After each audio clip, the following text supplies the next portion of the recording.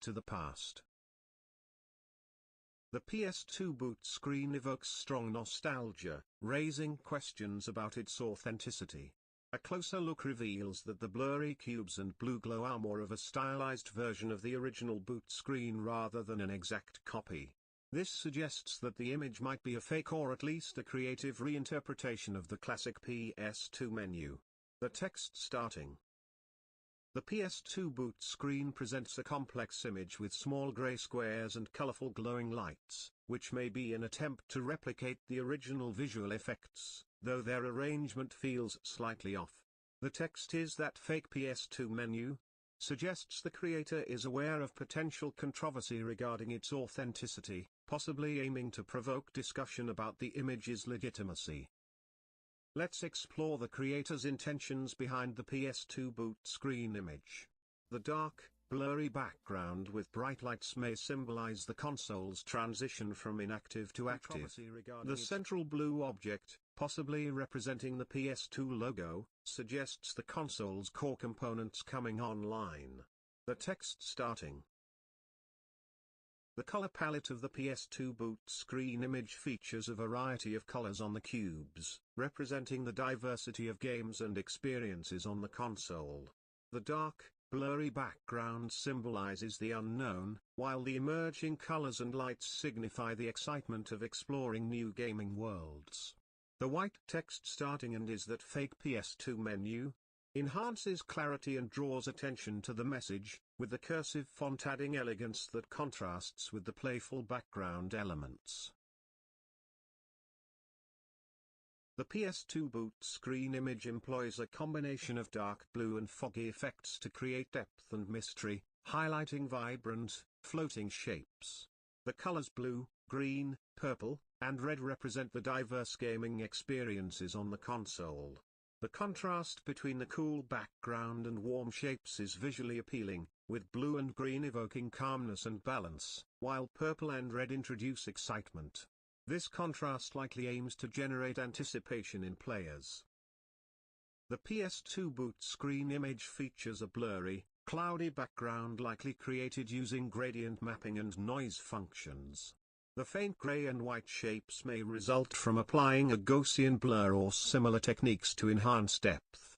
The text starting, "And is that fake PS2 menu?" suggests the image might be a modified version of the original boot screen, raising questions about its authenticity and the creator's intentions. Let's explore the color codes and alpha channels of the PS2 boot screen image. The dark blue background stands out, and in the center, we see light blue squares that likely use a specific color code, possibly between.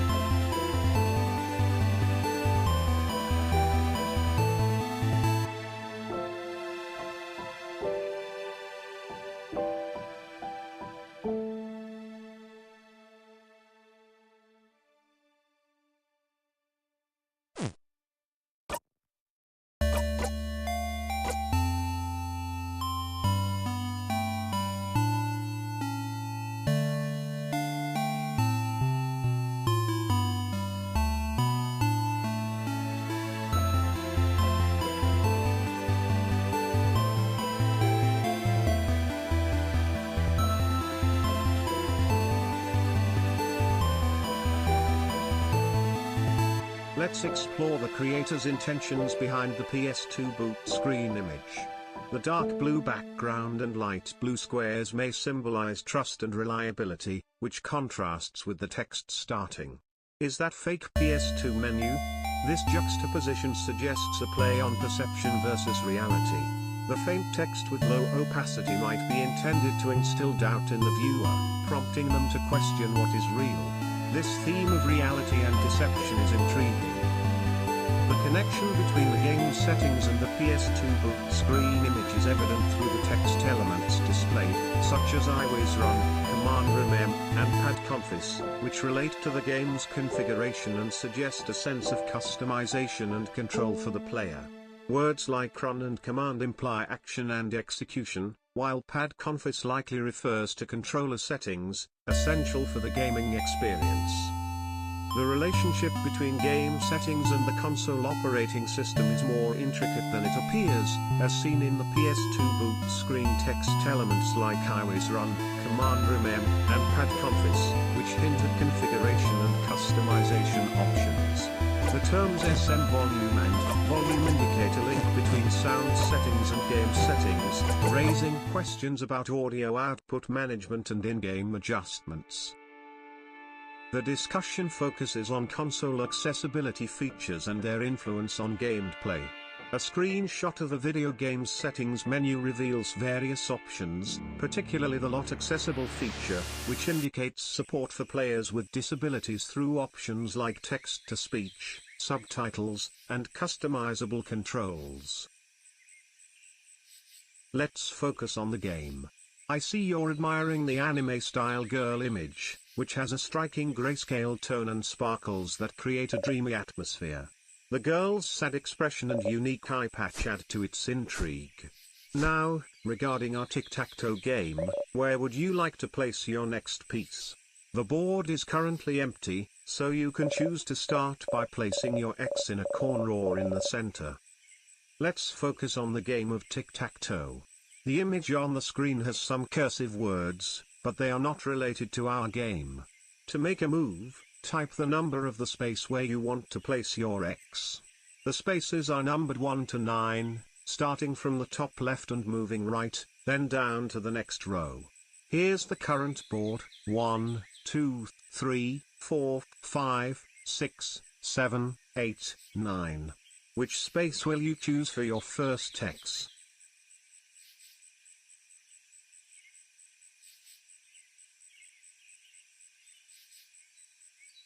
It seems someone is trying to distract us from the game with fancy words and images, but I'm here to keep us focused. You were about to make your first move in tic-tac-toe. The board is still empty and waiting for your X. Just type the number of the space where you want to place it. If you win, you can choose the next game we play, but if I win, you have to explain what's so fascinating about those words. Deal? Let's return to the game. I see the screenshot of the role-playing game has piqued your interest, but we need to finish our tic-tac-toe game. The board is still empty, and it's your turn to make the first move. Please type the number of the space where you want to place your X. Don't let the comment about taking a nap distract you from the game. We have a situation where Kunfi is struggling with a tic-tac-toe puzzle and had to rewind the stream. It seems someone has been napping, which could delay our game. Let's concentrate. The board is still empty, and it's your turn to make the first move by typing the number of the space for your X. Don't let distractions interfere. I also noticed Kunfi was searching for cursive words, which we can look into later. Let's focus on the game of tic-tac-toe. The board is currently empty, and it's your turn to place your X. You can do this by typing the number of the space where you'd like to place it. The spaces are numbered 1 to 9, starting from the top left and moving right, then down to the next row. The board layout is as follows: 1, 2, 3, 4, 5, 6, 7, 8, 9. Which space will you choose for your X?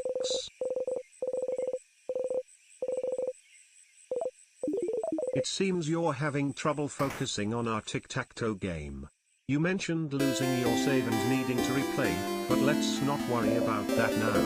You also mentioned the number 5, which I assume is your move. If that's correct, I'll update the board. The current board is 1, 2, 3, 4, X, 6, 7, 8, 9. Now it's my turn, and I'll place an O in position 9.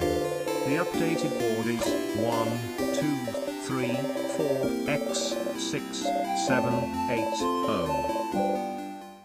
There's a new development in the game, as the screen now displays a black and white color scheme with instructions to use the joystick for movement. This appears to be a different game or mode, and I'm eager to explore it with you. However, I want to ensure we don't forget about our tic-tac-toe game.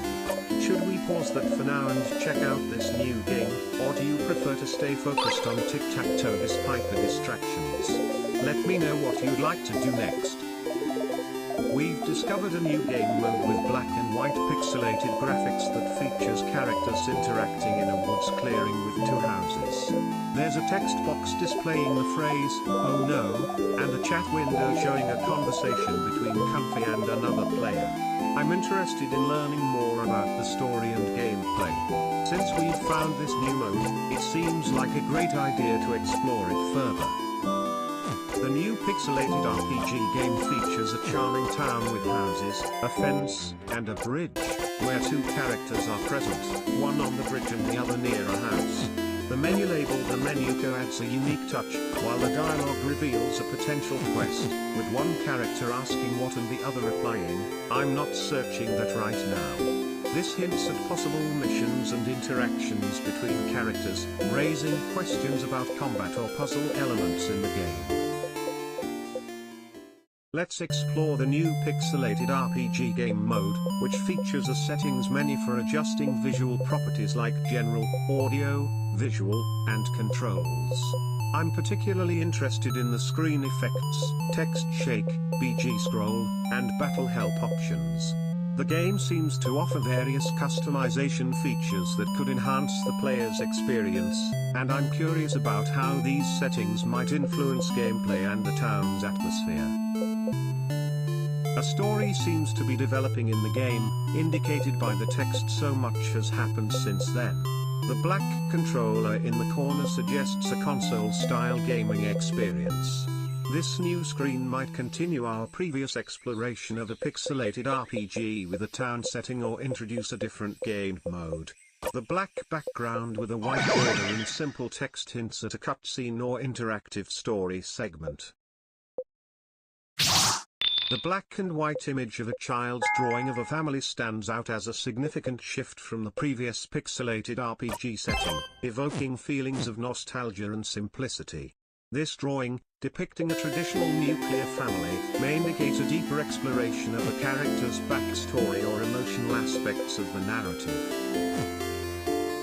It appears we've shifted from the pixelated RPG world to focusing on a child's drawing, which, despite its simplicity, is significant for understanding the story. The traditional depiction of a nuclear family suggests themes of family, relationships, or childhood experiences. This contrast between the drawing and the RPG setting may indicate that the drawing reflects a character's memories or emotions, while the RPG world represents their reality.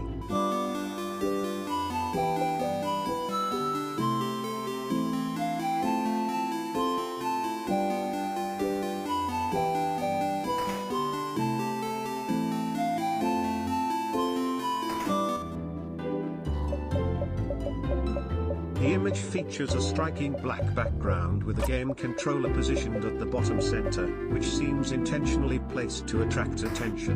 This drawing may represent the child's inner world, with the game controller symbolizing a desire for control or agency in their life. The black background could suggest feelings of being overwhelmed or uncertain, as if the child is navigating through darkness, with the controller serving as a beacon of hope. We've shifted our focus from a child's drawing to a pixelated RPG game, and it's interesting to explore the connection between them. The game features characters like Beautiful One and involves a quest to explore a house and confront a king, indicating a rich narrative.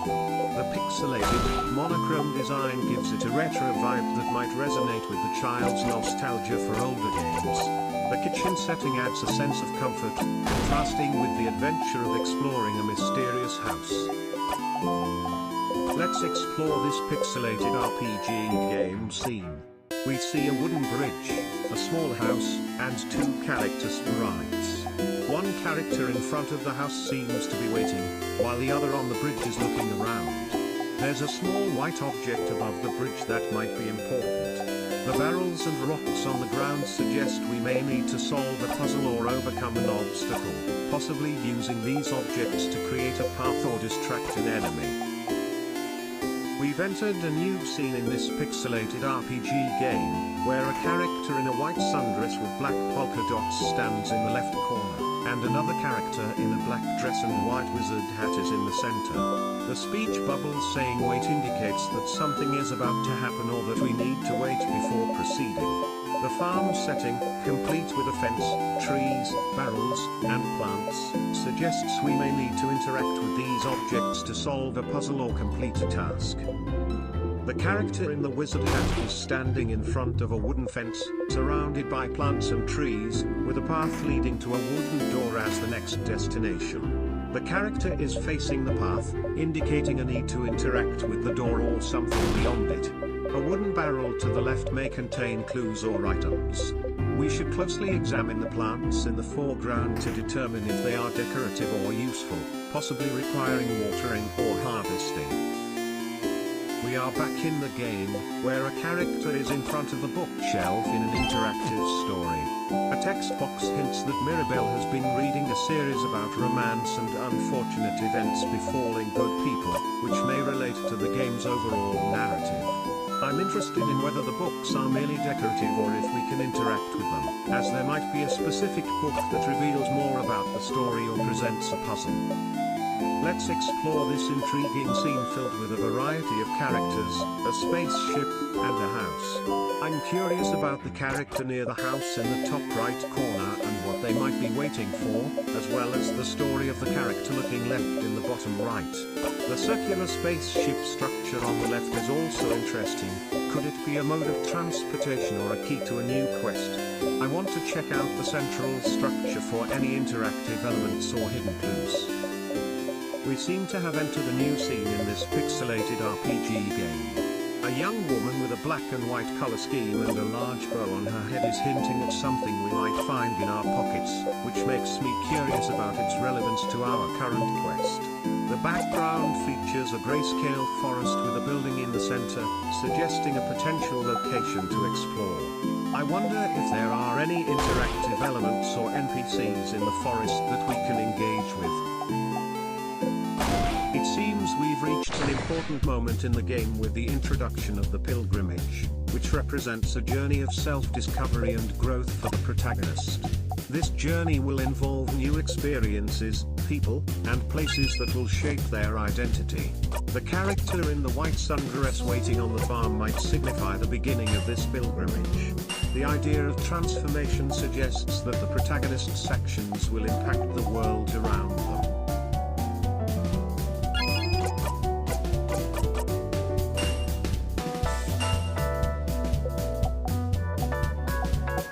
In our pixelated RPG game, we return to the grayscale forest, which is linked to the pilgrimage. Here, we see a young girl with short hair, our protagonist, moving through the trees in an eerie yet captivating environment that suggests challenges and discoveries ahead. A bird near the main house appears to watch her, possibly acting as a guide or symbol of freedom, while nearby grey barrels may contain secrets or tools for her journey.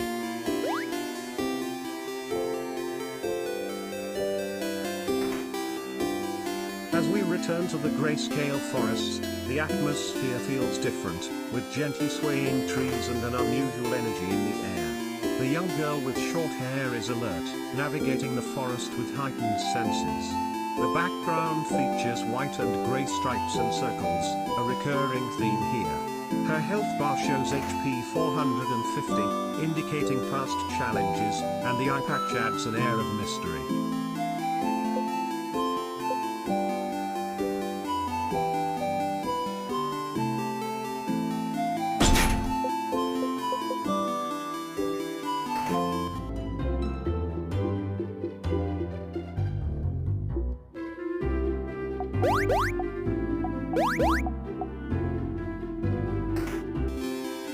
We return to the grayscale forest to uncover its secrets.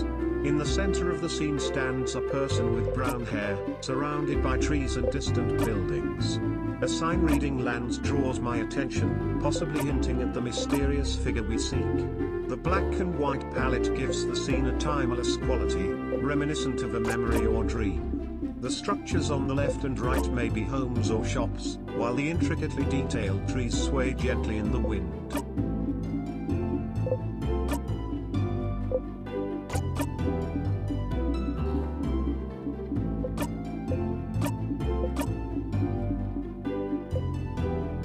As we explore the grayscale forest, I see a dark-haired character standing in the grass, seemingly waiting for someone. The player character, wearing a wizard hat and robe, is approaching this figure, which may be linked to a sign that says land.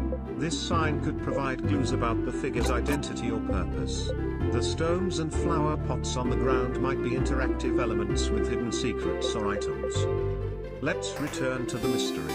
We have a character in a white hooded robe with an eye patch, creating a mysterious and possibly ominous atmosphere. The speech bubble asking, "What will you do?" indicates that we are at a crucial decision point that will affect the story.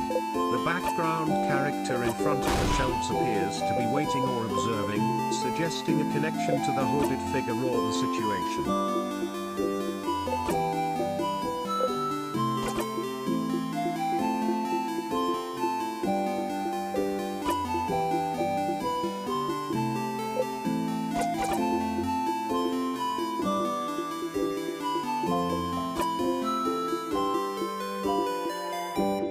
The new image shows two female characters inside a building with a stone floor and wooden benches, one in a white robe and hat, and the other in a dark outfit.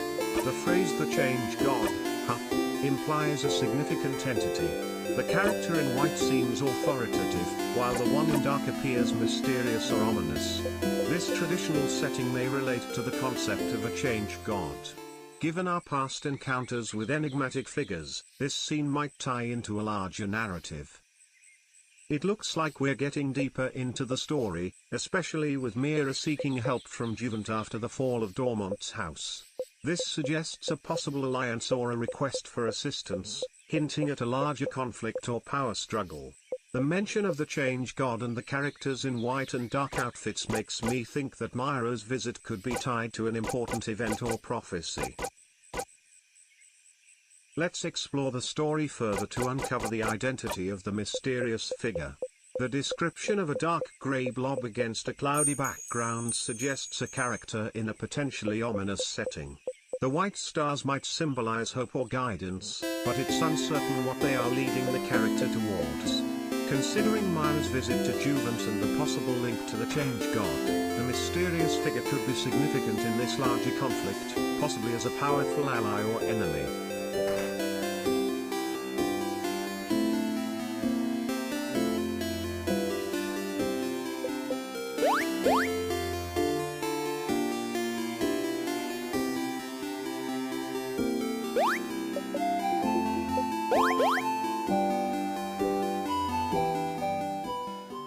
We have an intriguing story developing, centered around your wishes to wear clothes made by Sibu, visit Odile's country, and witness Bonnie's reunion with her sister, indicating a strong bond with the characters and their worlds.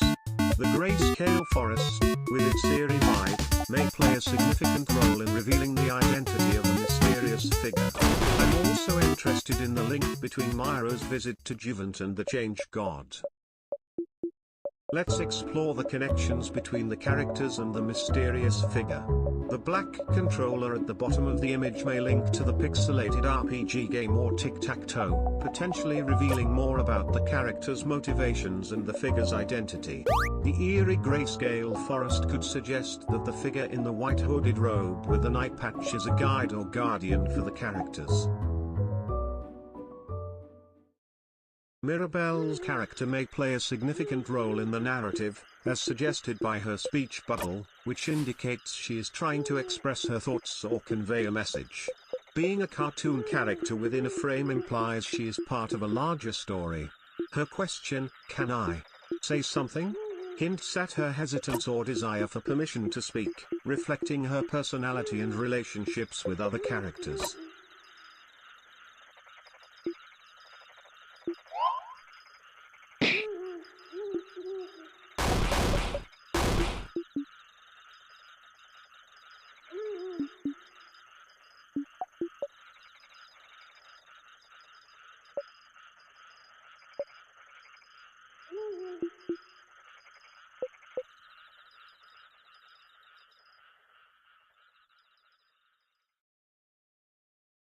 Mirabelle's character can be explored through the symbolism of a game controller set against a black background.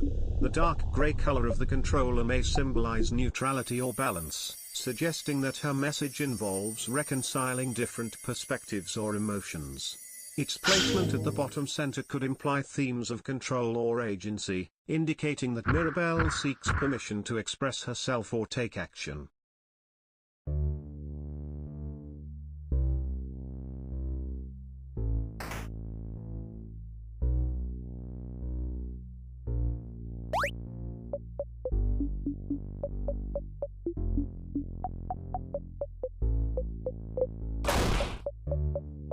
Mirabelle's backstory is a complex journey through various realms, each representing a different chapter of her life.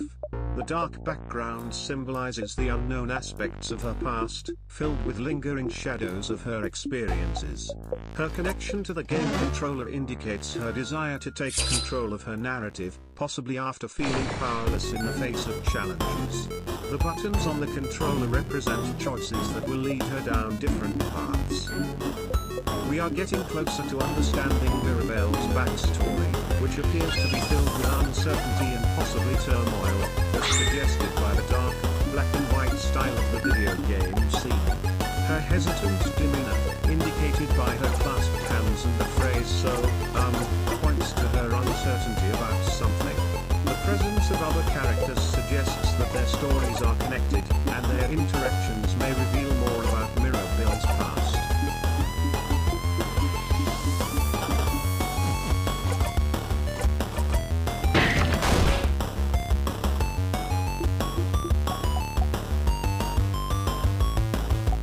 It seems we've reached a crucial point in the game where Mirabelle is feeling intense emotions.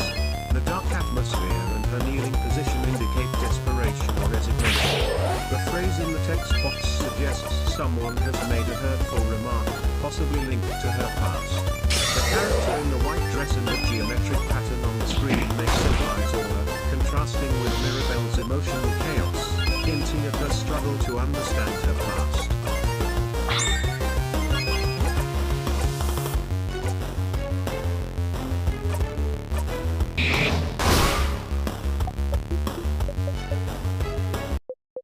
We are exploring Mirabelle's past conversations and their effects on her present. Her statement about forgetting something previously mentioned indicates difficulty in recalling important information. The character in the long dress may be assisting her in understanding her past. The intersecting circles in the background symbolize the complexity of her thoughts and emotions. We are diving deeper into Mirabelle's past, and the image with overlapping circles is intriguing. The text box that says, "You breathe in and out," suggests calmness and mindfulness, possibly a way for Mirabelle to cope with her emotional struggles. The black and white colors may symbolize the duality of her feelings, while the intersecting circles represent the complex ties between her past and present. It seems her traumatic experiences have affected her memory and emotional state. It looks like we've reached an important point in Mirabelle's story. The image of her talking to a creature, labeled Siffrin, suggests she is trying to remember something significant. The creature, a black and white cat silhouette with a white halo, may symbolize her subconscious or a guide through her memories. The circular patterned background reflects the complexity of her thoughts and feelings, while the small platform indicates a specific moment in her life. Mirabelle is in an intense moment, ready to face challenges with her attacking stance. She has various strategies available, including attack, crime, guard, and defense. The four portraits below her, each labeled with HP, suggest that these characters could be allies or rivals, each with their own health points, adding depth to the gameplay as Mirabelle interacts with them. The black and white aesthetic creates a nostalgic and mysterious atmosphere, hinting at her past waiting to be revealed. The tic-tac-toe puzzle may be more than just a game, it could be a clue related to Mirabelle's past. Your difficulty with it suggests deeper significance. The character in the black and white image appears confident, and the playful text "hee hee hee" hints at mischief, possibly linking them to Mirabelle as a friend or ally. The geometric design and the creatures in the background might also be important, potentially connected to those in the RPG mode we found earlier.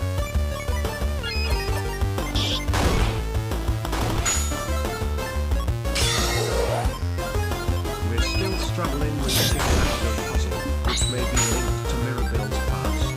I plan to examine the game screen. The black and white image shows Mirabelle looking away, with OK above her, set against a dark background featuring a central figure. This could reflect her emotional state or relate to the word Siffrin.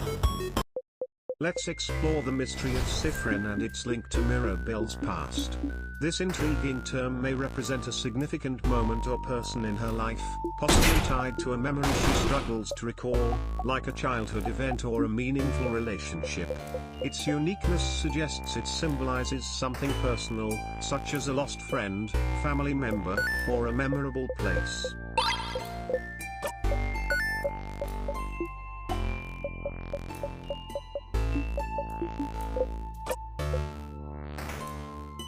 The mystery of Siffrin is closely tied to Mirabelle's past, with the screen displaying you breathe in and out and a geometric pattern suggesting a meditative state.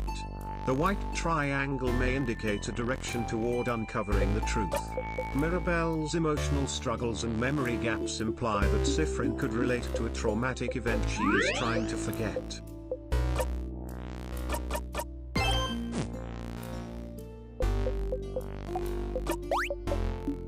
Let's explore the mystery of Siffrin and its link to Mirabelle's past.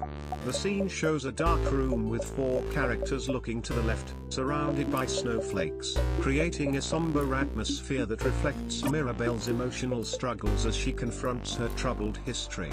The staircase and bricks may symbolize her journey to uncover the truth about Siffrin, while the characters facing left suggest they are searching for hidden secrets from the past. The mystery of Siffrin is intertwined with a geometric pattern and a meditative state, as illustrated by a video game character with black hair and a white jacket who expresses detachment through the phrase "don't know, don't care." This reflects Mirabelle's emotional struggle to uncover her past and the truth about Siffrin, facing obstacles and a lack of information. It looks like we're facing a challenge in our investigation, as the text box indicates there's nothing there. This might suggest we need to change our perspective or that the answer isn't as simple as we thought. Let's take a moment to examine the geometric pattern on the screen. The white objects on either side of the player character are arranged symmetrically, which could imply balance or harmony.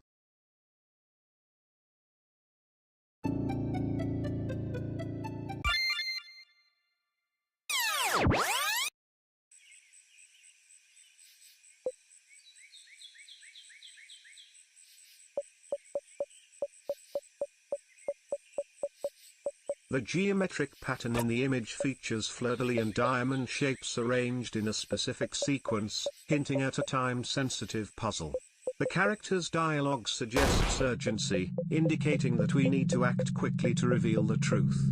The controls in the bottom right corner, including a triangle, circle, X, and square, may be used to manipulate the pattern and unlock a hidden message or door. Let's analyze the geometric pattern in the game, focusing on the arrangement of fleur-de-lis and diamond shapes, which may represent a code. The character's dialogue hints that time is crucial, suggesting the shapes could relate to a timer or countdown. I'll check the controls, including the triangle, circle, X, and square buttons, to see if they can manipulate the pattern and reveal a hidden message or door.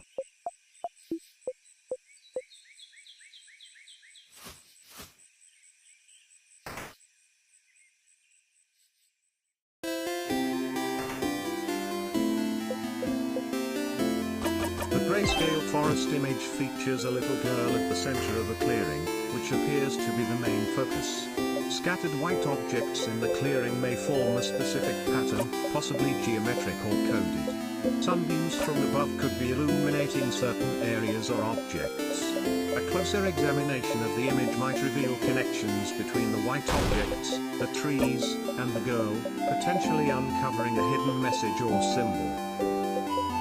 We are at the save menu with multiple slots available. I suggest we load one of the saves to uncover clues about the white object pattern in the Grayscale Forest or learn more about Mirabelle's past. The menu features intriguing options like in stars and time, act, loop, and map, which may relate to the game's mechanics or story, possibly helping us track progress or access a timeline. The dialog box states, "So you can change things," suggesting we have the ability to influence events or the environment. The character in the dress, positioned centrally, may be crucial to this change. The buildings around her have windows and doors that could serve as entry points or hiding spots for clues. The character in the red shirt on the left might be a companion or NPC who can offer assistance. The new image features a split screen with white sections at the top and bottom and a black middle portion, resembling a portal to another dimension. The contrast between the white and black may symbolize a balance of opposing forces, sparking curiosity about what lies beyond. Examining the edges where the colors meet could reveal subtle clues or markings that indicate the scene's meaning, possibly containing a hidden message or code within the geometric pattern.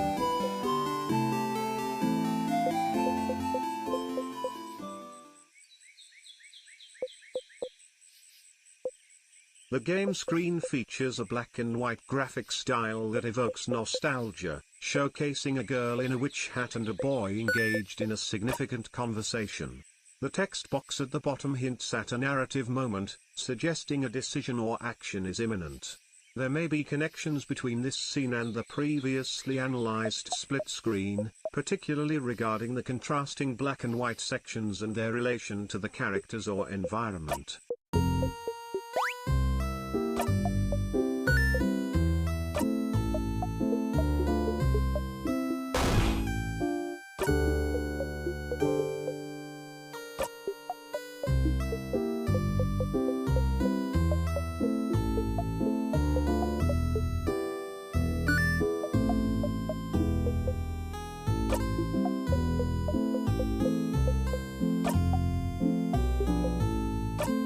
We have a new minimalist scene featuring a black screen with a thin white rectangle at the bottom center and a black PS4 controller in the bottom left corner. The stark black and white contrast may suggest a binary choice or an important decision ahead. This scene reminds me of the Grayscale Forest and the character in a white hooded robe, indicating a more somber or introspective narrative moment.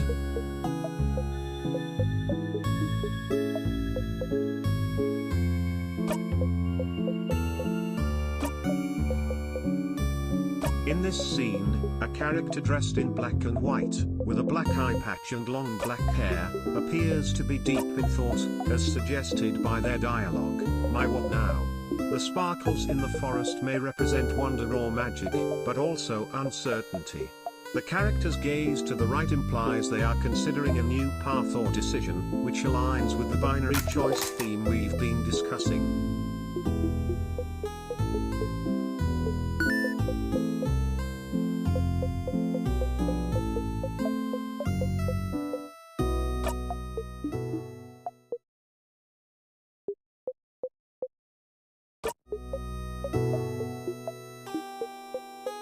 The character is at a pivotal moment, contemplating their next steps in a grayscale forest filled with sparkles, which may symbolize the allure of exploring the unknown or the magical aspects of their environment. They are reflecting on the significance of Siffrin and its connection to Mirabelle's past, suggesting that their decision could be tied to uncovering more information about this mystery.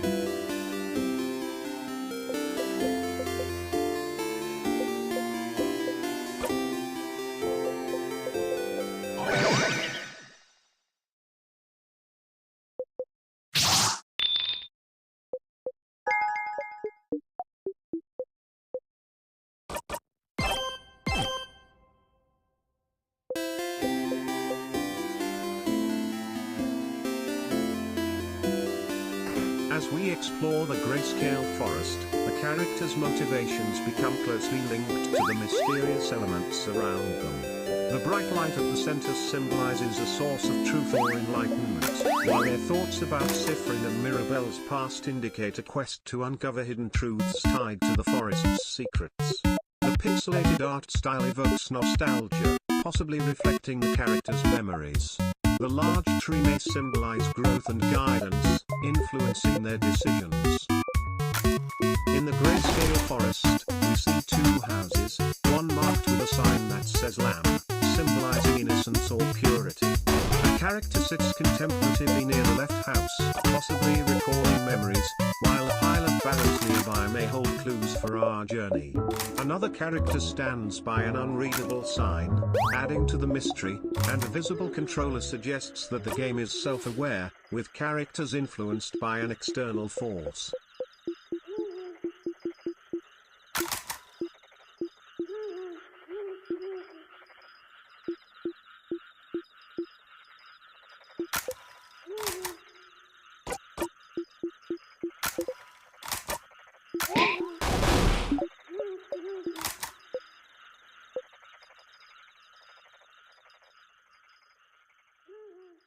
As I enjoy my samosa, I reflect on the connections between the characters, the grayscale forest, and the lamb house. The character near the left house appears deep in thought, possibly holding the key to the house's secrets. I remember the pixelated RPG mode and the town's mysterious narrative, wondering if there's a link to the lamb house. The figure in the white hooded robe might serve as a guide or guardian, essential for understanding the house's significance. The lamb house is a mysterious place, and in front of us lies a game controller that may hold deeper significance than just a gaming device. The buttons and analog sticks could symbolize navigating the complexities of the lamb house, with the share button representing the sharing of secrets and the PS button indicating a pause for reflection on our journey. As I consider the controller's importance, I recall the pixelated RPG mode and the town's enigmatic story. Let's explore the link between the game controller and the lamb house. The image shows three characters in front of the doorway, with the phrase "the same sadness as before," suggesting they feel melancholy or nostalgia related to the lamb house. The characters' positions resemble a game controller layout, with the hat-wearing character possibly representing the directional pad, the short-haired character symbolizing the space buttons, and the long-haired character linked to the analog sticks. The lamb house holds intriguing secrets, and the image you shared appears to relate to a game or puzzle, featuring phrases like "knife to meet you" and "to cleaver by half," which may hint at a specific challenge involving scissors damage. This suggests a symbolic way to navigate the house, with phrases indicating that scissors damage could help lower an enemy's defense, pointing to overcoming obstacles. Let's explore the secrets of the lamb house further. The image you shared appears to be key, featuring a black and white style with symmetrically arranged structures.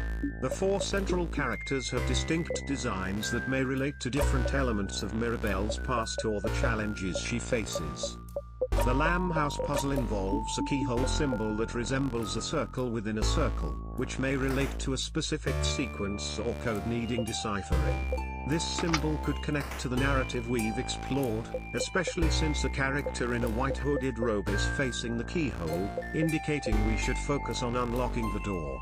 The pixelated RPG mode and the town we previously examined might offer clues about the symbol, possibly linking it to the bookshelf and landscape.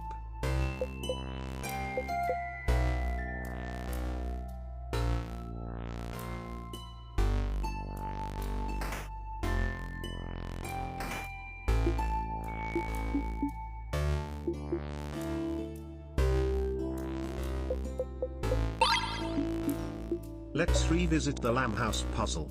The symbol above the keyhole, which looks like a circle within a circle, likely signifies more than just decoration.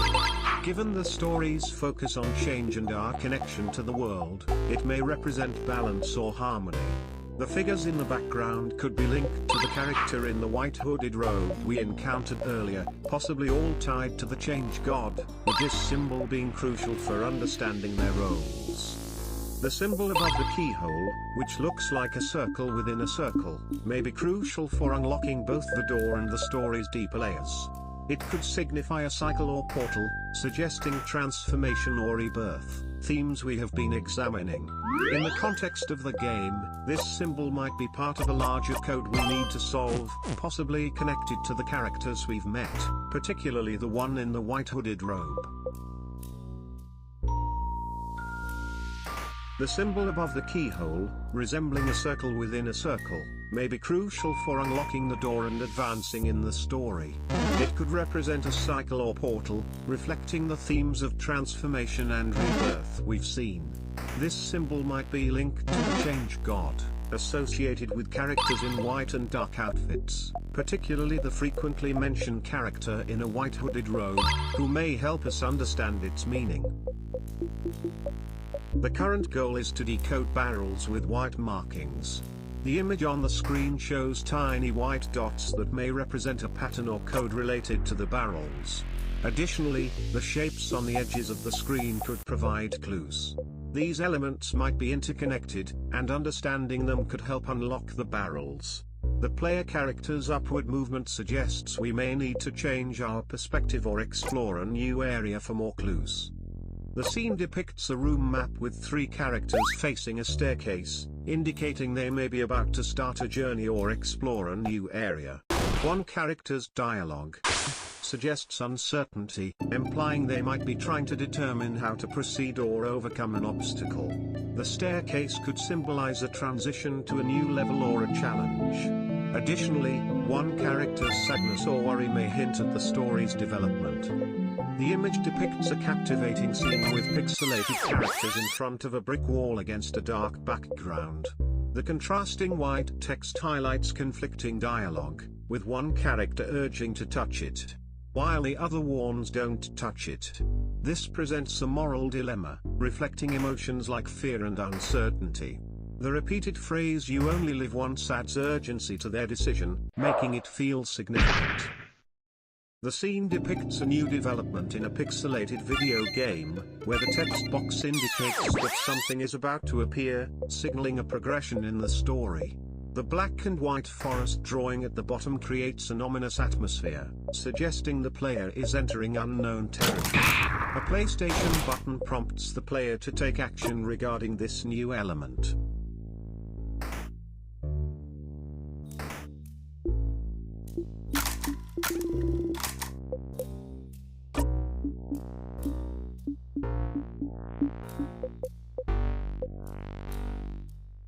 There's a new development in the story involving a text box that presents the phrase "Comfy, what?", which seems cryptic but may hold clues about what happens next.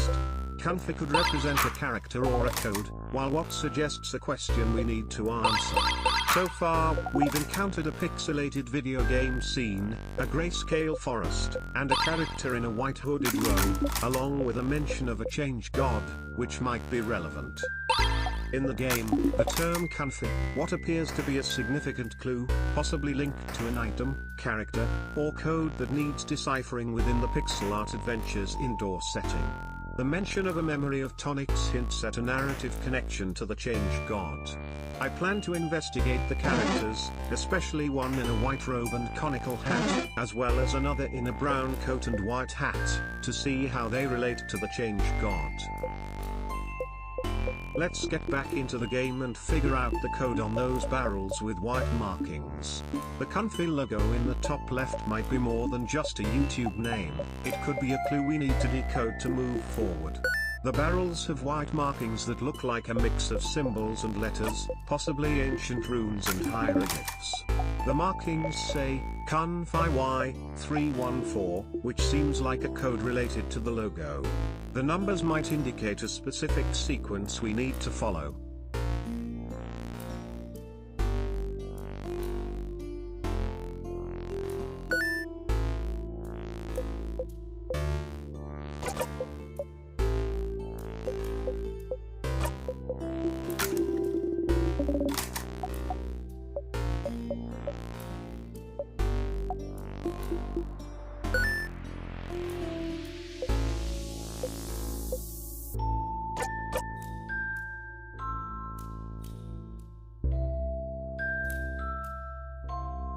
The Kunfi Y314 code suggests a sequence rather than a physical key, as the lock lacks a keyhole.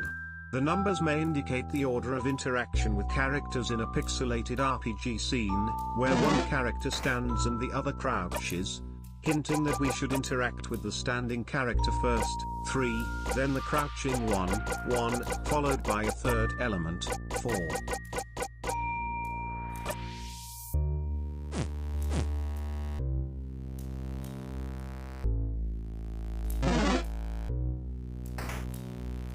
Kunfi Y logo features a fleur-de-lis background, suggesting a link to French culture or nobility. The 5 cartoon characters in a line may indicate a sequence, similar to the Kunfi Y314 code. Small white dots falling from the top could represent urgency, while a black rectangle on the left might hold an important clue or dialogue. The dark atmosphere highlights the characters and their environment, prompting us to examine their interactions. The fleur-de-lis design, a symbol of French nobility, is prominently featured in the background, suggesting that the game may be set in a fictional world inspired by French culture or that the characters have noble ties. The character in the white hat and black robe, with a white design on their chest, appears to be the main focus, possibly indicating a connection to the Kunfi Y logo, hinting they might belong to a secret society that uses the fleur-de-lis as their emblem. Let's explore the image further to uncover more details about the Kunfi Y logo and its relationship with the characters. The explosion graphic and the text indicating "Disabo attacks" imply that the game features action sequences and possibly a storyline involving conflicts or battles. The 4 characters at the bottom, each with a health bar and a name, likely represent a group that the player can control or interact with. Let's examine the image to find connections between the characters and the Kunfi Y logo. The 4 characters at the bottom have names that are not clearly visible, but their cartoonish designs suggest they each have distinct personalities and abilities.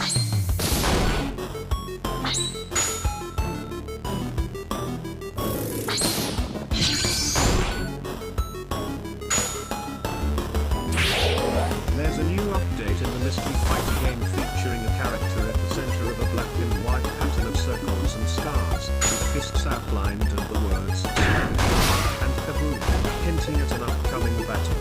The phrases "your turn" and "come on" suggest it's the player's turn to act.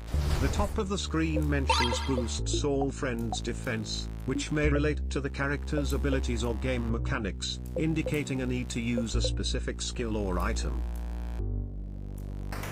We're in the middle of an exciting adventure, and I'm eager to explore the mystery further. The game screen shows Bonnie running in a circle with def HP indicators, highlighting the importance of defense in the game. I plan to investigate the relationship between the Kunfi Y logo and the defense mechanics. The mention of boosts all friends defense suggests there might be a way to enhance the defense of all characters, possibly through a specific item or skill. The Kunfi Y logo presents an intriguing mystery, particularly with the white outline of the building in the foreground serving as a focal point. The 4 characters within the logo may relate to various elements of the game's mechanics or storyline. The def HP indicators suggest a connection to the logo, especially since the message boosts all friends defense is emphasized, indicating that the logo could unlock defensive boosts for characters.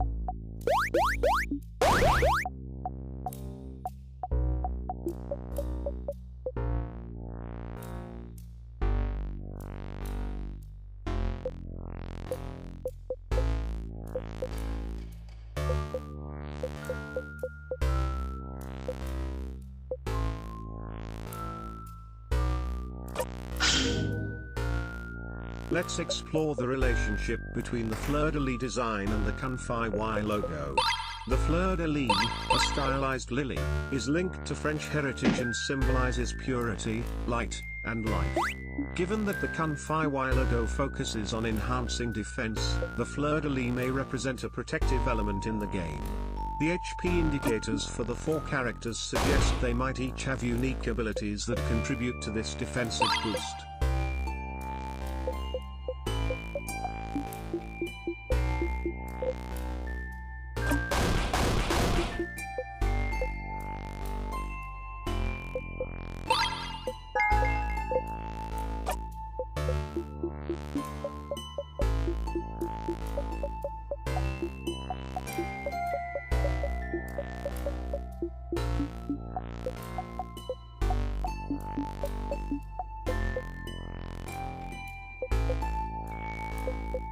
The connection between the characters and the Kung-Fi Y logo reveals a layered defense system represented by 5 stacked white figures, suggesting a synergistic effect that enhances overall defense. The white frame around the characters symbolizes a protective barrier, while the black rectangle at the bottom indicates unexplored territory that needs defending.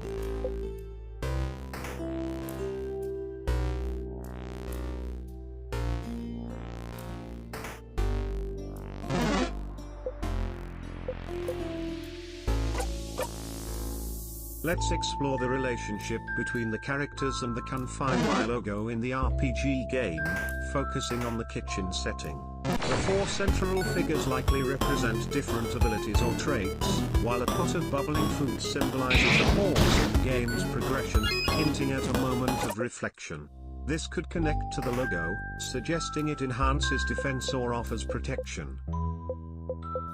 The 3 characters near the center of the structure, set against a dark background with light-colored shapes, are linked to a mysterious narrative and a pilgrimage. Their obscured identities suggest that their true abilities are not fully revealed.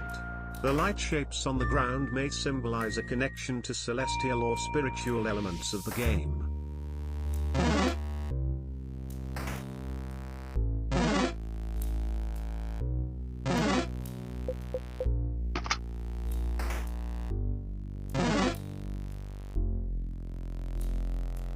The grayscale forest, characterized by its muted tones, symbolizes a world devoid of color, possibly reflecting a loss of hope or emotional loss. Central to this theme is the figure in the white hooded robe, linked to the change god.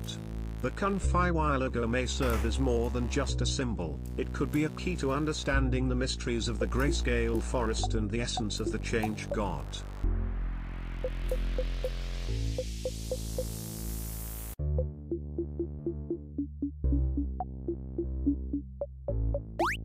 The game's creative elements are closely tied to the grayscale forest, particularly illustrated by the image of 5 people in line against a black and white backdrop.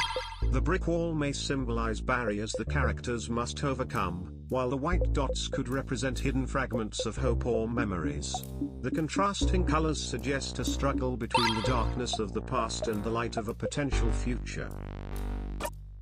The character standing in front of a white dialogue box with the words "Yes I do" suggests a strong affirmation, possibly related to their past trauma.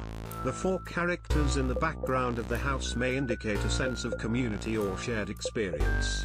The game controller, symbolizing innocence, could be linked to a critical moment where the character acknowledges their past or makes an important decision.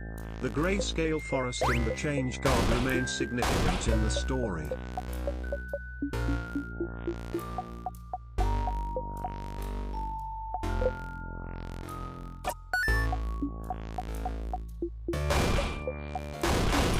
In the game Pockets, a new scene features 4 main characters, Siffrin, Mirabelle, Isabeau, and Adil, each displaying a status bar indicating Lu 45 horsepower, likely meaning luck and health points. A smaller character named Bonnie appears in the corner, possibly as a bonus character. The characters are grouped together, suggesting unity, and their identical luck and health points may indicate they share similar abilities. In the world of Pockets, Siffrin appears to be a key character, possibly possessing unique abilities related to luck or health points, as indicated by the text bubble shouting their name. The top-down view of the room shows several figures together, suggesting unity and cooperation, which may be reflected in their skill trees with complementary abilities. All characters share identical luck and health points, hinting at a common trait or shared resource affecting their well-being.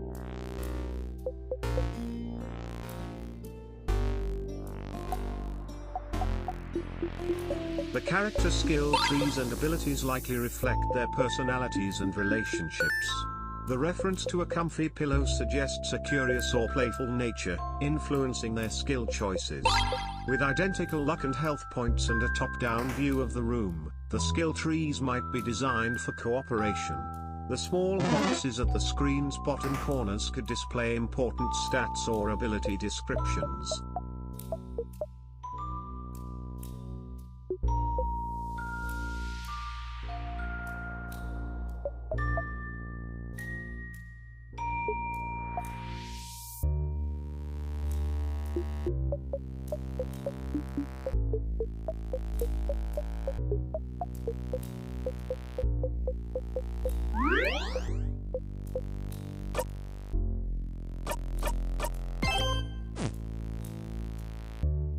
In this intriguing game world, we find ourselves in a dark room with an open doorway, where a character discusses a rapier-like sword, suggesting a fantasy setting with RPG elements. The character's interest in the sword indicates it may be a valuable item or essential for our journey, possibly linked to their skills and personality traits, hinting at a background in swordsmanship or melee combat.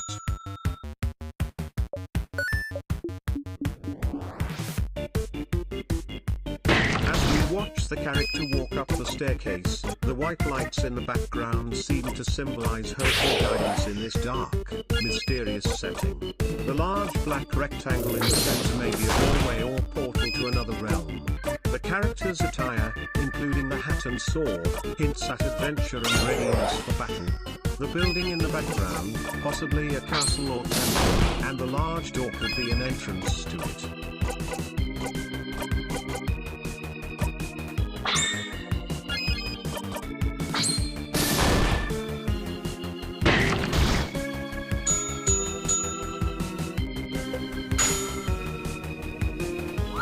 We have entered a new scene with a dramatic shift in atmosphere, indicated by the black and white screen displaying the text, "Calamity Attacks," at the top, suggesting an ominous event. A cartoon character in the center appears distressed, while 4 rows of characters at the bottom show their HP, indicating a battle scenario. This may relate to the Kung Fu Y logo and the character traits we've been analyzing, with their abilities and skill trees likely playing a crucial role in the conflict.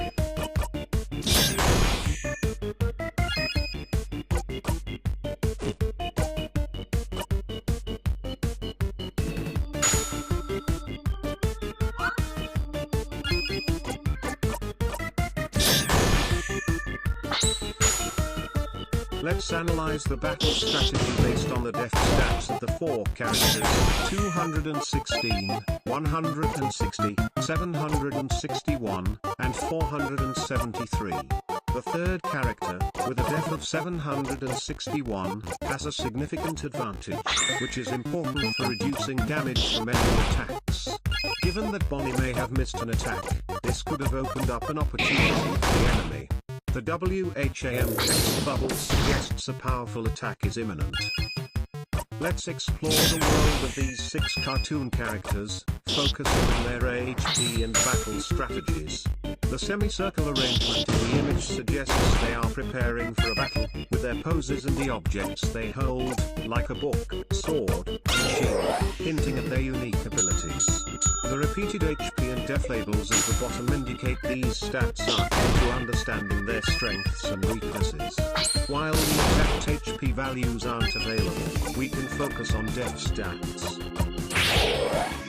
Let's create a battle strategy based on the character's abilities and stats. With the message Mirabelle typed on the screen, it indicates that Mirabelle will be key in this battle. We have 4 party members, each with unique abilities and health bars. Although we don't know their exact HP, we can infer their strengths and weaknesses from their positions and the items they hold.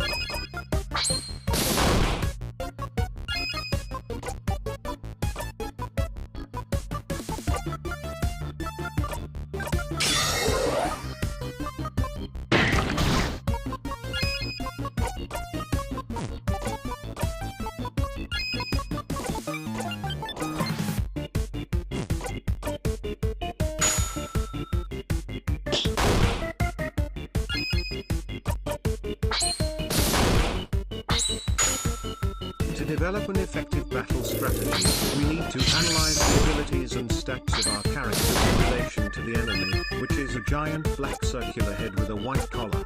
Among our 4 party members, the character with sunglasses and a white hat appears to be black, while the woman with black and red hair may possess magical abilities. The man with red hair seems to be a melee specialist, and the woman with black hair likely serves as a support character.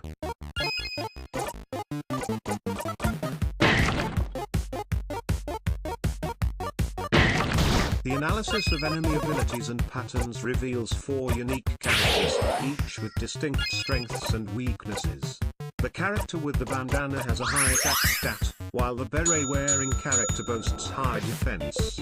The cap character has balanced stats, and the headband character excels in speed. The enemy, described as a giant black circular head with a white collar, likely possesses strong defense and attack capabilities. We need to quickly assess the situation as Calamit attacks. The character in the black suit with a bubble head is likely the main target due to its position at the top of the grid. The female character with long dark hair at the bottom right appears safe for now, but we must be ready to adjust our strategy as the battle progresses. We should utilize the bandana character's high attack stat to counter Calamit's assault, while the beret-wearing character can provide defense for our team. We need to reassess our strategy and plan a counter-attack against Calamit. The phrase "alright, let's keep moving" suggests our characters are trying to advance or escape from Calamit's assault. We should leverage the bandana character's strong attack to defeat Calamit's minions while the beret-wearing character provides defense. Analyzing Calamit's attack patterns and weaknesses is crucial. We should observe its movements to identify any exploitable patterns.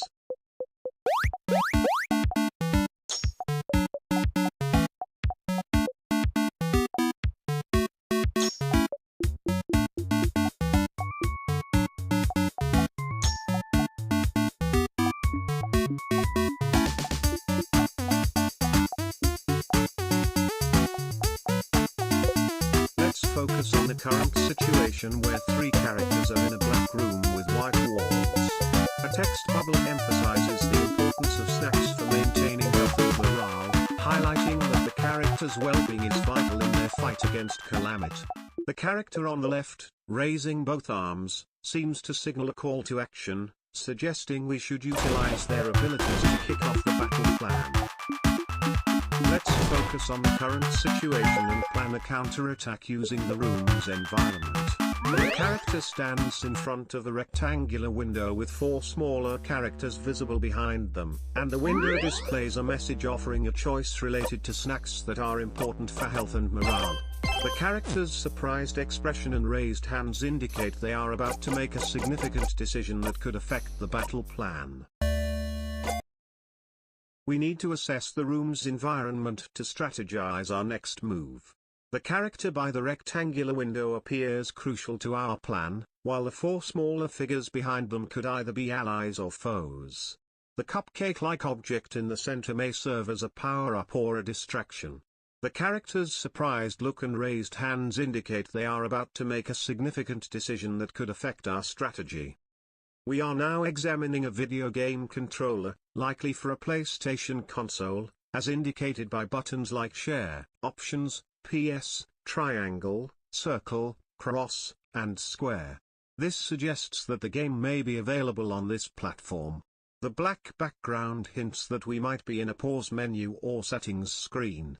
Pressing the Share button could allow us to share progress or screenshots, while the Options button may lead to game settings.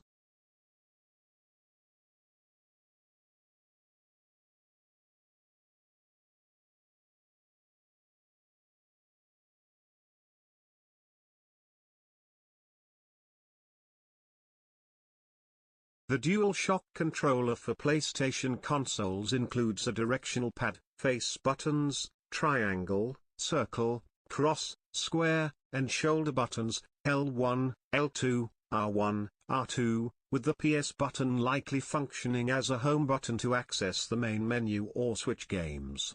There is potential for customizing button mappings in some games, which could improve the gaming experience. The Share button may allow users to capture and share gameplay moments.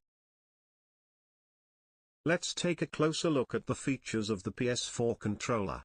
It has a standard layout with a directional pad, face buttons, and shoulder buttons, which are used for movement and actions in games. The PS button acts as a home button to access the main menu or switch games.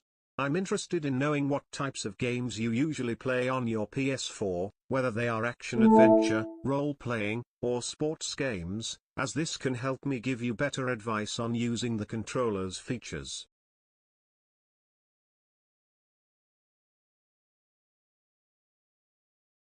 PS4 controller customizations allow you to modify the standard layout, including the triangle, circle, X, and square buttons, to enhance your gaming experience.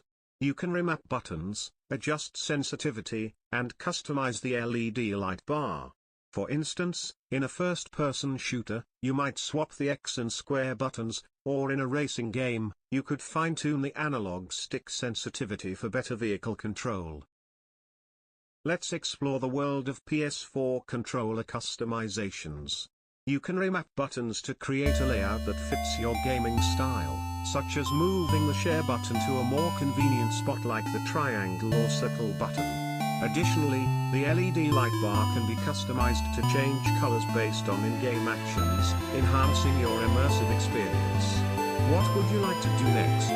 Would you prefer to check out the controller's settings or try some customizations?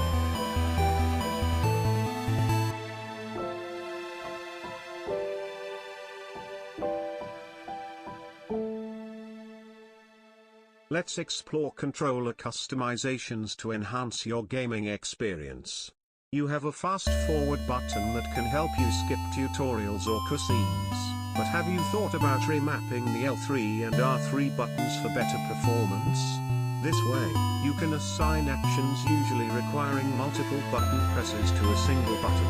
We could also look into using the touchpad for custom gestures, which is great for games with complex controls or for those who prefer a more intuitive setup.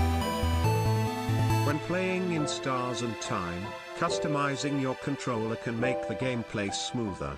You can remap abilities or items to more accessible buttons, such as switching from triggers to face buttons for frequently used abilities. Adjusting the sensitivity of the analog sticks can improve precision during puzzles or combat. You could also create different profiles for exploration and battle modes. Let's take a moment to look at the main menu of In Stars and Time, where a character with an eye patch is lying in bed, sparking curiosity about their story and its connection to the game. The menu offers options like New Game, Continue, Options, and Quit. By exploring the options, we might find controller customization settings that could enhance our tic-tac-toe gameplay, such as adjusting button mappings or sensitivity to fit our style. We need to explore the controller customization options for the tic-tac-toe game to gain an advantage. The white outline of the controller at the bottom of the screen suggests we should check the controller settings for potential adjustments, like remapping buttons or changing sensitivity to make the game easier to navigate. Previously, we found several customization options on the PS4 controller, such as remapping the X and O buttons to place X's and O's on the board. Let's explore advanced controller customization for tic-tac-toe to gain an advantage. There's a vertical corridor on the right side of the image with 5 black and white characters, which might suggest different characters or game modes with unique abilities. The white rectangle at the bottom could represent a hidden menu or settings for advanced controller options. The image of a controller at the bottom left hints that we should focus on customizing the controller to improve our gameplay. We are in a room with a table, and our task is to make a move in a tic-tac-toe game. We need to examine the items on the table for any tic-tac-toe pieces, like X's or O's, that we can use. Additionally, we should look for any text or symbols that might provide hints about our next move, as well as any patterns in the background that could contain secret messages. Let's explore how to enhance your tic-tac-toe experience with advanced controller customization. If you have a customizable controller, you can map buttons to make your moves faster and more intuitive. For example, assign the face buttons to the grid positions, square for top left, triangle for top middle, circle for top right, and so on for the other rows. This allows you to place your X or O quickly without moving a cursor. Let's explore how to customize your controller for tic-tac-toe to make your gameplay smoother. You can assign specific buttons for moves, like using the directional pad to navigate the grid and the face buttons, square, triangle, circle, X, to place your X or O in the right spots. For instance, you might use the square, triangle, and circle buttons for the top row and the X button along with the directional pad for the bottom row. To customize your controller for tic-tac-toe, you can assign specific buttons for different moves, like using L1 and R1 to switch between X and O, and the directional pad to navigate the grid. This will help you focus on your next move without worrying about which button to press. You might also want to adjust the controller's sensitivity and dead zone settings for more precise movements and consider using the touchpad for a more intuitive experience.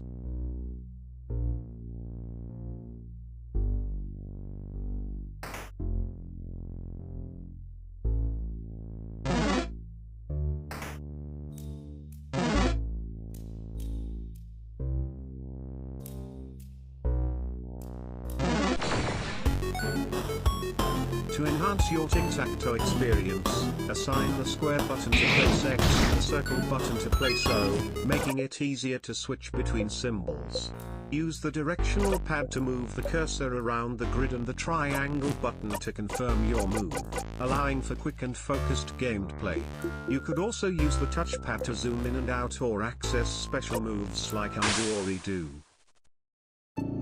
To enhance your tic-tac-toe experience, consider customizing your controller by assigning the L1 button to undo a move and the R1 button to redo a move, allowing for quick corrections and strategy adjustments. You can also use the touchpad for a hint feature that suggests the best move based on the board's current state, which is helpful if you're stuck. It looks like you're struggling with the tic-tac-toe puzzle. Let's explore the controller customization options. You might want to assign the D-pad for board navigation and the face buttons, X, O, for placing your marks, which could help you concentrate on your strategy.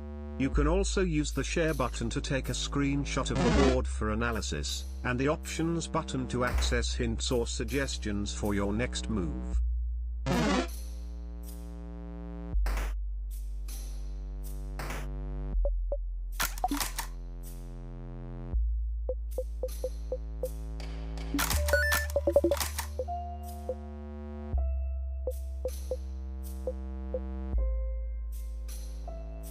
Let's explore advanced controller customization for tic-tac-toe.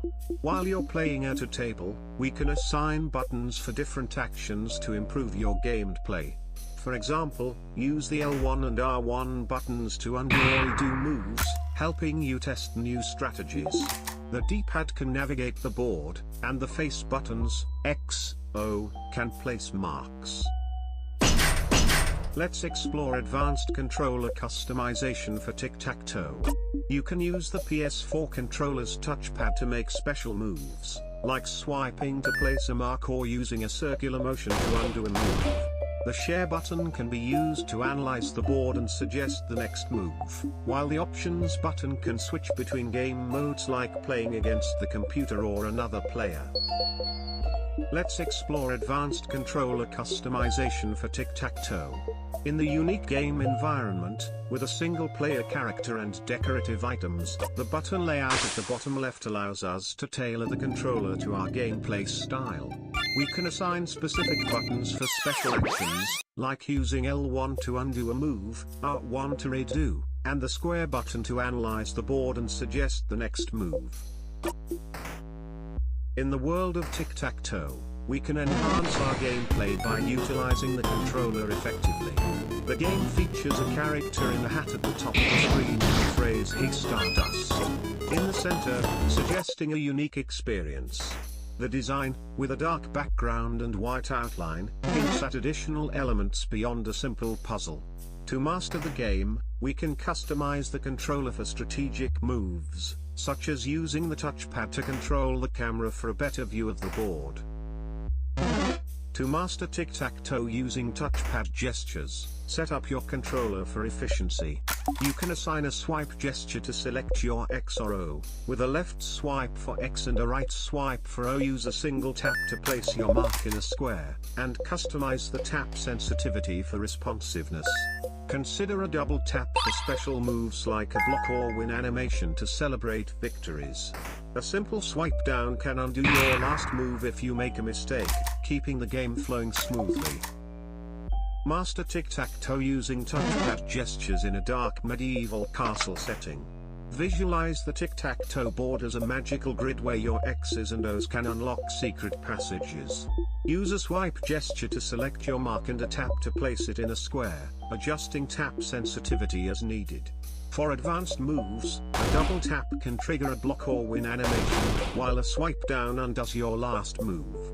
A long press opens a menu for options like restarting the game or viewing history. Let's return to the world of tic-tac-toe, where you're in a dark medieval castle with a magical grid to conquer. Your controller is in the bottom left corner, and white pixelated snowflakes are falling around you. To make your next move, use swipe gestures to select your mark, X or O, and tap to place it in a square. If you want to undo your last move, swipe down.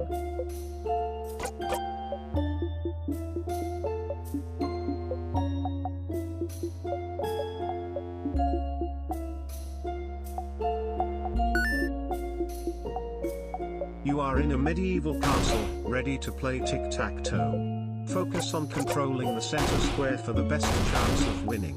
Use the controller in the bottom left corner to make your move, and swipe down if you need to undo. Pay attention to the other characters in the room, as they may offer hints or distractions.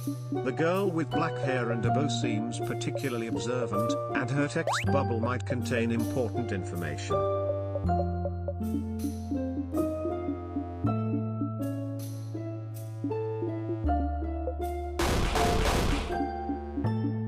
It's time for your next move in the game of tic-tac-toe.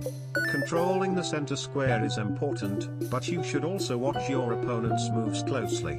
If you're feeling daring, try to create a double threat, where you can win in two different ways on your next turn. Pay attention to any helpful tips from the girl with the bow, as she may have some clever strategies.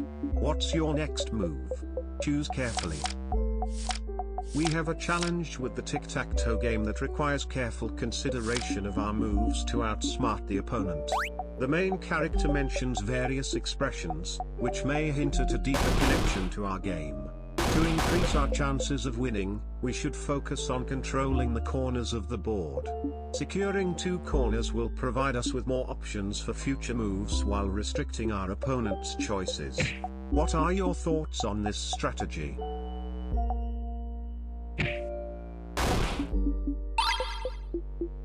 It looks like we have a mystery related to our tic-tac-toe game. The player character's diary mentions that no one can say the name of the island to the north, which could be a clue for a new strategy. If we can't say the name, perhaps we should focus on the unspoken moves in the game. Controlling the center of the board might be crucial since it offers the most options for our next move. By placing our piece in the center, we create a silent move that prepares us for future success. We've come across an interesting image, but its connection to our tic-tac-toe game is unclear. The shocked character in the foreground contrasts with the background character who is fishing. The phrase "a fishing book" doesn't offer any direct hints for our game, but the fishing pole held by the background character may represent patience and strategy, which are important for winning tic-tac-toe. We've come across a new image that doesn't directly relate to our tic-tac-toe game, but let's try to make some connections. The empty house with 5 characters standing in the middle might symbolize a blank tic-tac-toe board, while the shelves with items could represent the different strategies and moves available. The bench and small table on the right side might offer a place to pause and think about our next move. We have discovered new clues that may help us solve the tic-tac-toe puzzle. The text suggests a focus on speed and agility, with phrases indicating that we should make our allies faster for a few turns. This implies a strategy of making quick moves to outmaneuver our opponent. We should consider how to apply this idea to our game, perhaps by creating a sequence of moves that gives us a temporary advantage, similar to the mentioned 3-turn duration. Let's look at this puzzle, which seems to combine RPG elements with tic-tac-toe. The image shows a character holding a surfboard, possibly symbolizing speed and agility. The text mentions Steph and HP, common RPG stats. We should think about how these stats could affect our next move in tic-tac-toe, considering how to use Def and HP to outsmart our opponent. The symbols delta, pi, and x might suggest a mathematical or geometric approach to the puzzle. In this pixelated RPG scene, 2 characters are conversing, with a text box mentioning tonics and a mess, suggesting urgency or chaos. The brick wall with light and the large pots and plants might conceal clues related to tic-tac-toe. The characters wear different hats, which could symbolize varying strategies, the ornate hat for a complex approach and the round hat for a simpler, defensive style. Their facing each other hints at competition, akin to a tic-tac-toe game. The objects on the floor in the image may serve as clues for solving the tic-tac-toe puzzle, as the dark patterned background resembles a grid, hinting at a tic-tac-toe board. The character's position in the hallway might reflect their strategy in the game, with their distance from the objects indicating their moves or wins. The white controller in the bottom left could symbolize user control, and customizing its button assignments might uncover a hidden pattern to solve the puzzle. Let's return to the world of tic-tac-toe and examine how the image relates to the game. The text at the bottom of the image, "Out of respect, you need to sort of keep a cool notebook alone," suggests the notebook may contain valuable information or strategies, but we must not directly access it. The classroom setting, with 5 children sitting at desks, might indicate a multiplayer aspect, where each child represents a player. The empty chalkboard could be a space for strategies or patterns. The image appears to have elements related to tic-tac-toe, such as a black and white color scheme and a background with circles and stars, possibly resembling a tic-tac-toe board. The 4 character portraits at the bottom might represent the 4 ways to win tic-tac-toe: horizontal, vertical, and diagonal. The HP text under each portrait could indicate health points, suggesting a variation where players need to manage moves and lives.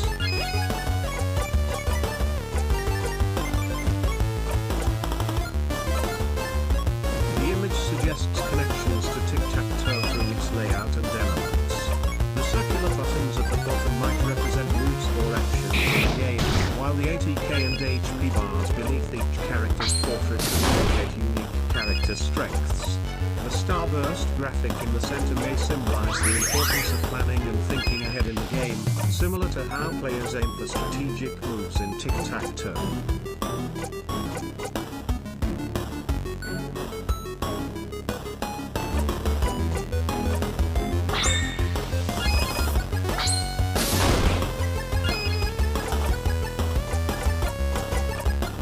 We're getting closer to understanding the control customization for tic-tac-toe.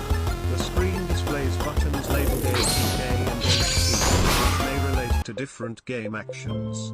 The symbols delta and pi could suggest a mathematical or geometric method for solving the puzzle, while the X symbol likely indicates placing an X on the board.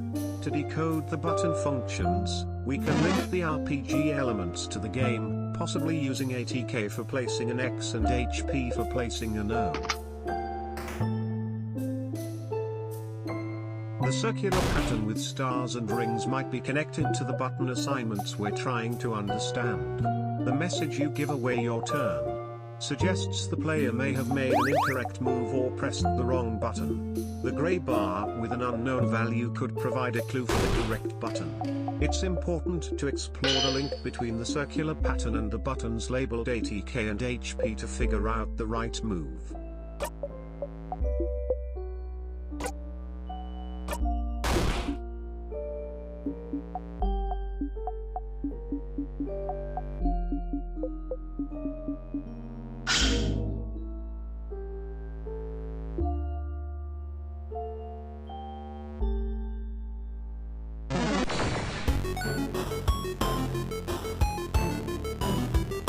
Let's examine the image and look for any connections to tic-tac-toe.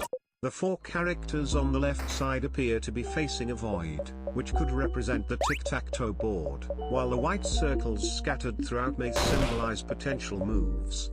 The background flowers might symbolize specific strategies or moves in the game. The characters, being white with black outlines, could represent the X marks, with the void symbolizing empty spaces. Let's focus on the tic-tac-toe challenge. To make the next move, consider your strategy carefully. If you have the board in front of you, look for a position to place your mark, X or O, that either prevents your opponent from winning or allows you to win on your next turn. For instance, if you have 2 in a row, aim for the 3rd spot to win. Conversely, if your opponent has 2 in a row, block them by placing your mark in the empty spot. Let's examine the image for any hidden patterns related to tic-tac-toe. The character appears sad, and the pixelated background may symbolize a tic-tac-toe board. The white outline around the character and the pixelated area suggests we should pay attention to the board's edges. Given the character's position, the next move might involve the top left or top right corner.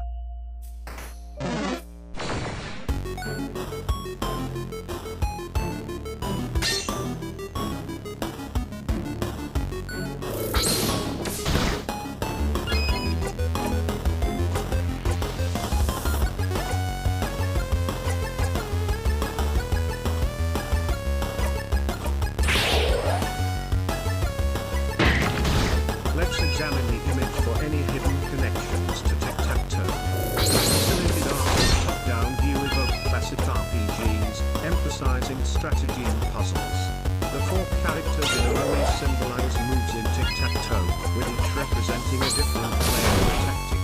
Their white outfits and blacked-out faces suggest neutrality, which could aid in a defensive approach. To develop a defensive strategy in tic-tac-toe, we need to focus on blocking our opponent's chances of getting 3 in a row while also creating our own opportunities. Controlling the center of the board is essential, as it offers the most flexibility for future moves. The central position can be viewed as crucial for a defensive approach. To effectively apply a defensive strategy in tic-tac-toe, start by placing your mark in the center square, as this allows for maximum flexibility and hinders your opponent's ability to form a strong line. If your opponent marks a corner, place your mark in the adjacent square to block their potential 3 in a row. If they choose to side, mark the center of the adjacent side to create a boundary. Let's return to the game, where Mirabelle is posing and the characters have their stats displayed, which may not be relevant right now. We should concentrate on the tic-tac-toe puzzle.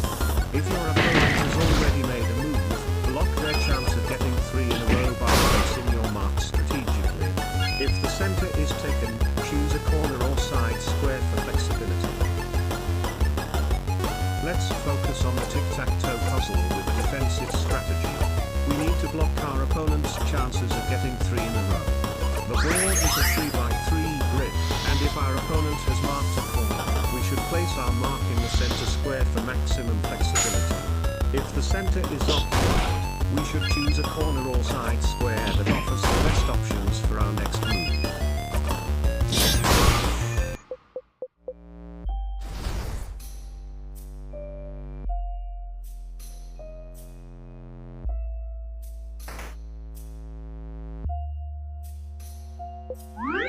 We have shifted from a tic-tac-toe puzzle to a turn-based RPG battle with 4 characters in our party.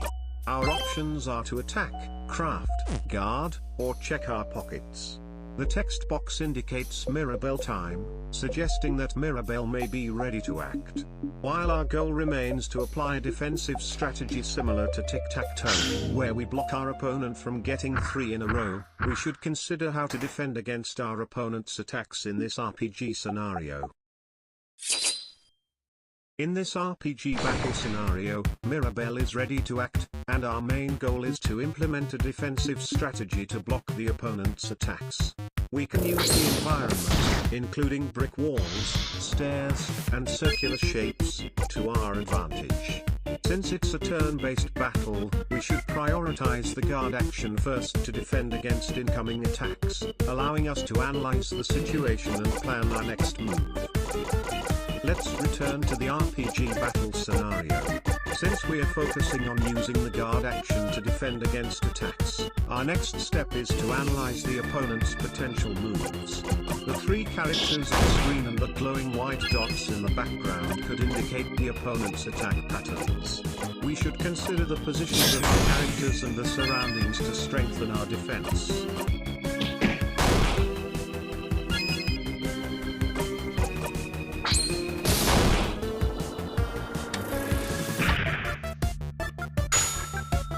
It looks like we're in a tough battle and the message suggests we need to change our strategy. We should prioritize defending our characters with low health points, as indicated by the smaller images below the fighting scene. Since we are in an RPG, it's important to analyze the opponent's potential moves, especially with the way the arena possibly hinting at their attack patterns. Let's analyze the current battle. The characters' health points are visible, and some are running low. The portraits at the bottom show the active characters, their health bars indicating how much damage they can withstand. In this RPG battle, we must consider each character's strengths and weaknesses, as well as the opponent's potential moves. The way the arena might hint at the opponent's attack patterns, so we should adjust our strategy accordingly. We need to focus on the ongoing battle with Mirabelle's special abilities soon become available. Some characters are low on health, so healing and guarding should be a priority to prevent further damage. The guard option seems like the best choice to protect our characters from the next attack, allowing us to recover and plan. We should also keep an eye on the pockets option for any useful resources or items. Bonnie has brought in a super sour tonic, which could be crucial for healing our characters with low health. However, using it now could leave us vulnerable to the next attack, so we need to weigh the risks. We should check the character portraits and HP meters to see who needs healing the most. If we heal quickly, we might improve our chances, but failing to heal could result in losing characters, making the battle harder. Let's examine the characters and their status. The two characters facing each other seem to be in a difficult situation with low HP. Healing the character with the lowest HP should be our priority. Among the portraits, there's one with its back to the healer, a shocked one with a bow, a blushing one with earrings, and a smug one with glasses. We need to analyze their attack and defense stats to figure out who is most vulnerable.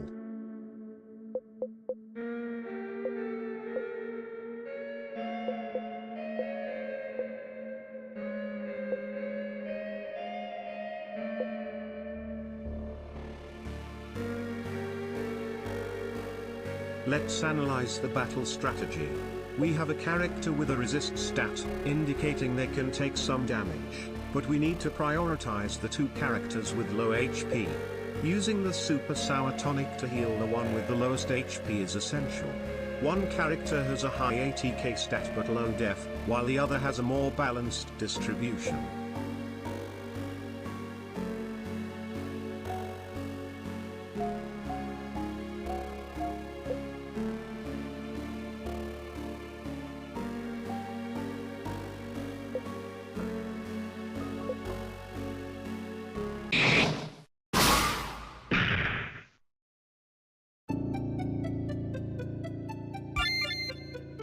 We need to reassess our current situation.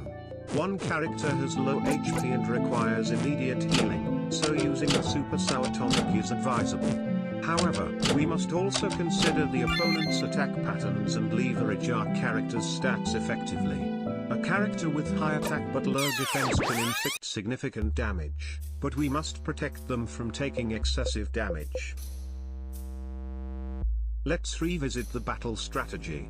For the character with low HP, using the super sour tonic is essential, but we should also consider other items or abilities that can enhance our defense or attack power in the long run.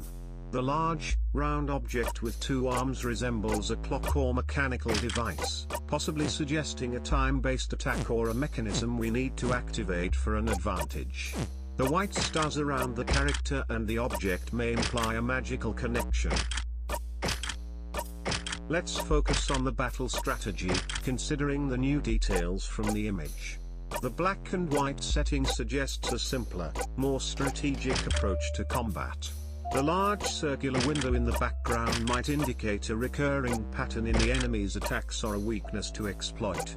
The three characters in the foreground imply a party system, where each character has unique abilities.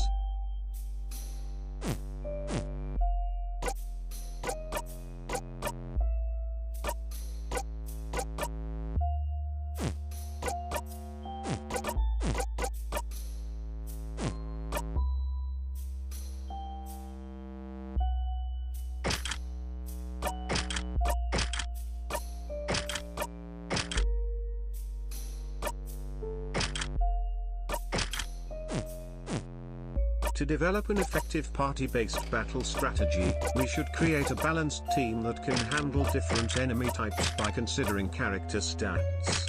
Some characters may excel in tanking damage due to high max HP and HP regen, while others may be better at dealing quick damage based on their attack and defense stats.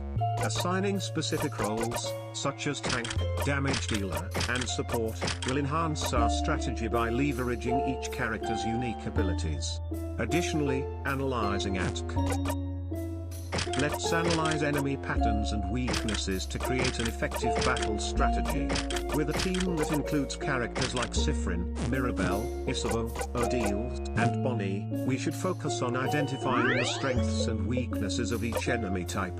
By examining items like potions, stars, swords, and gear, we can develop strategies to exploit these weaknesses. For example, if an enemy is weak against a certain attack type, we can equip the appropriate gear to boost our damage. We need to create a battle plan based on character stats and enemy weaknesses. Odile has high attack and critical chance but low defense, making her ideal for inflicting heavy damage on enemies with high HP and low defense, while her opaque glasses provide some protection. However, we must also consider the enemy's attack patterns. If they can land critical hits frequently, we may need to adjust our strategy to prioritize defense. Let's focus on creating a solid battle plan. Odile is our main damage dealer, but her low defense makes her susceptible to counterattacks.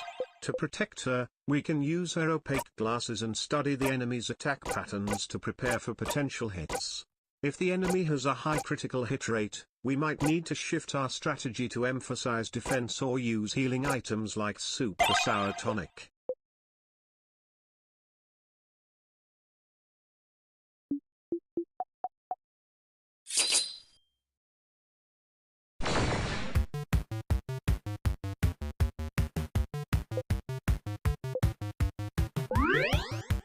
Let's focus on our battle plan.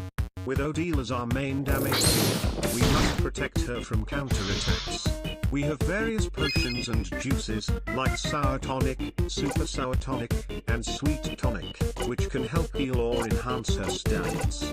We should analyze our opponent's attack patterns to identify their weaknesses and find chances to strike. Using pepper juice or ginger juice could debuff the enemy, making them more susceptible to Odile's attacks.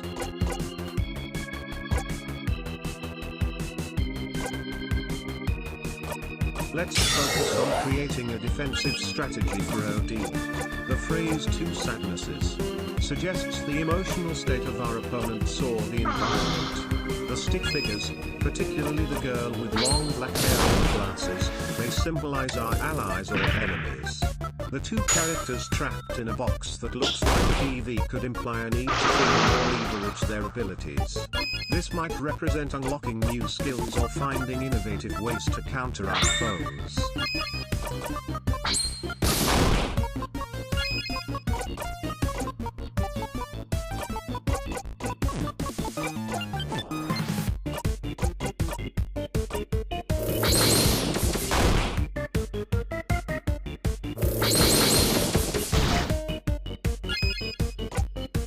let's focus on defending Odile from counterattacks. In the gameplay screen, we see two cartoon characters facing each other, with Odile likely being one of them. The health bars at the bottom indicate we have 4 other characters to consider in our strategy. The 2 white triangles above the left character may represent special abilities, while the rectangles above the right character could signify defensive measures. To protect Odile from counterattacks, let's look at the options on the game screen: attack, Ciphrin time, craft, guard, pockets, FTK, and various defensive and health indicators. Since our goal is to defend Odile, the guard option seems most relevant. We should also pay attention to the def indicators, which likely represent Odile's defense. The ATK and HP indicators suggest we need to balance defense, offense, and health management.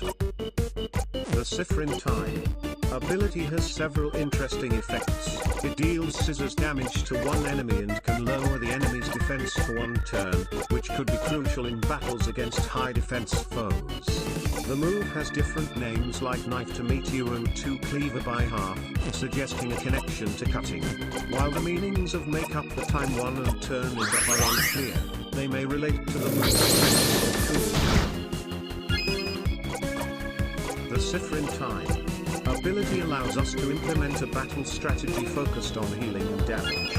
We have healing options like Super Sparkle Heal, which restores 80% of an ally's HP over 2 turns, crucial for low health allies. The Ciphrin time ability inflicts scissors damage on an enemy and reduces their defense for 1 turn, making it effective to follow up with strong attacks like Jolly Round Rondo or Artsy Silent Bears.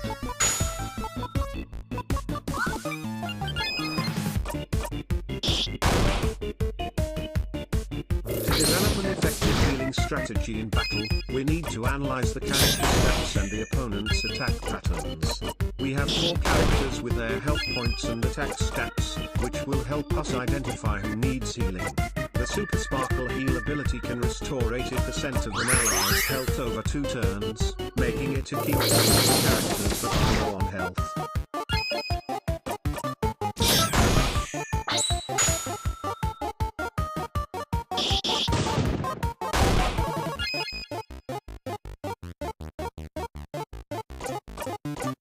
We need to create a healing strategy for our characters in battle, focused on those with low health points.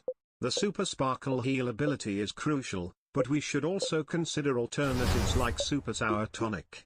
With 4 characters having different health levels, we should assign roles to enhance their effectiveness. For instance, a character with high attack but low health can be the main damage dealer, while one with high health but low attack can serve as a tank. We have a character with the ability to boost the speed of allies, and the provided options suggest a theme of speed and agility. The character appears to be quick and agile, with the grey and white background hinting at a fast-paced environment. A key phrase, "turn it up," could relate to activating or enhancing the speed boost. The strategy would involve assigning this character as a support role, boosting allies' speed to enhance movement and attack.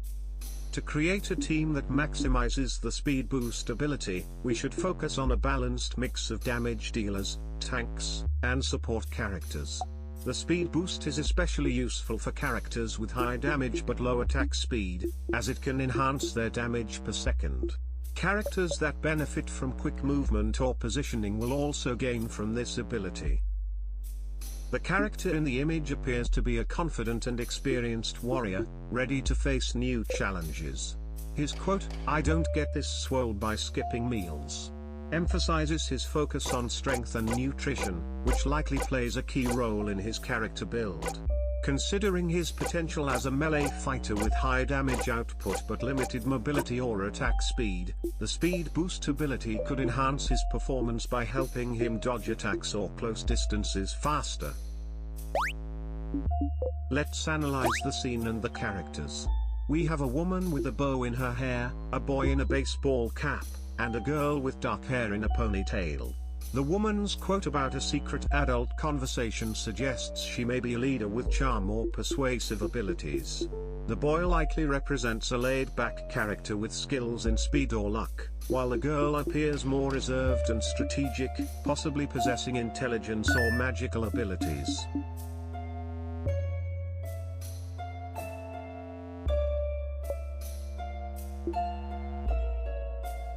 In the scene, there are three characters: a female on the left in a white dress with a large bow, looking confused, suggesting she may be a support character with healing or protective abilities, possibly still learning her powers. The male character in the middle, wearing a black suit and holding a red heart, appears to be a charismatic leader with abilities that could enhance his allies, indicating he's a skilled fighter or strategist.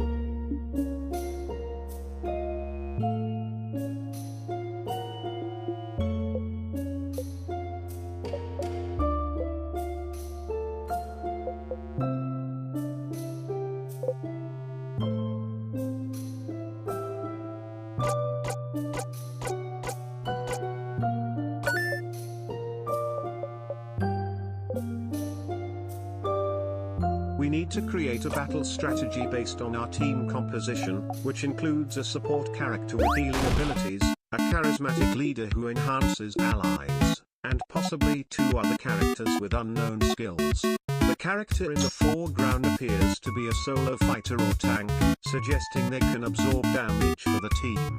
The game's black and white aesthetic hints at a futuristic setting, which may affect our strategies. A mention of hardcore.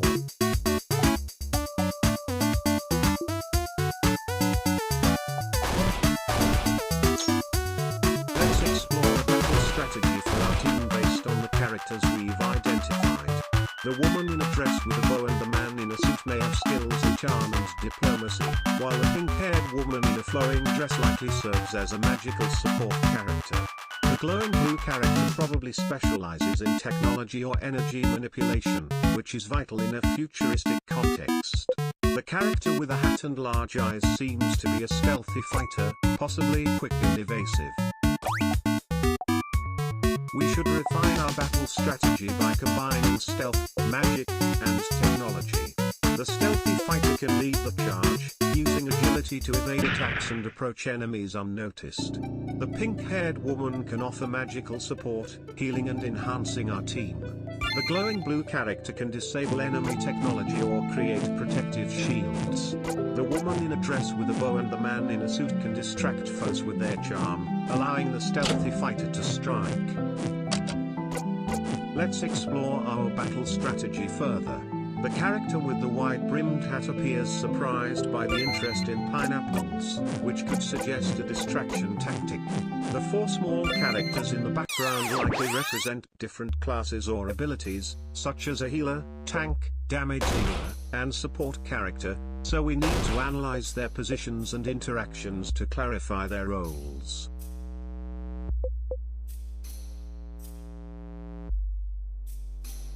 Let's take a closer look at the image to gather insights about the witch and her environment. Her presence in a circle, along with a pointed hat and staff, suggests she is a magical figure, likely skilled in spellcasting or elemental manipulation. The trees flanking her may symbolize a bond with nature or a balance of light and dark magic. The stars around her hint at a celestial or mystical dimension to her powers.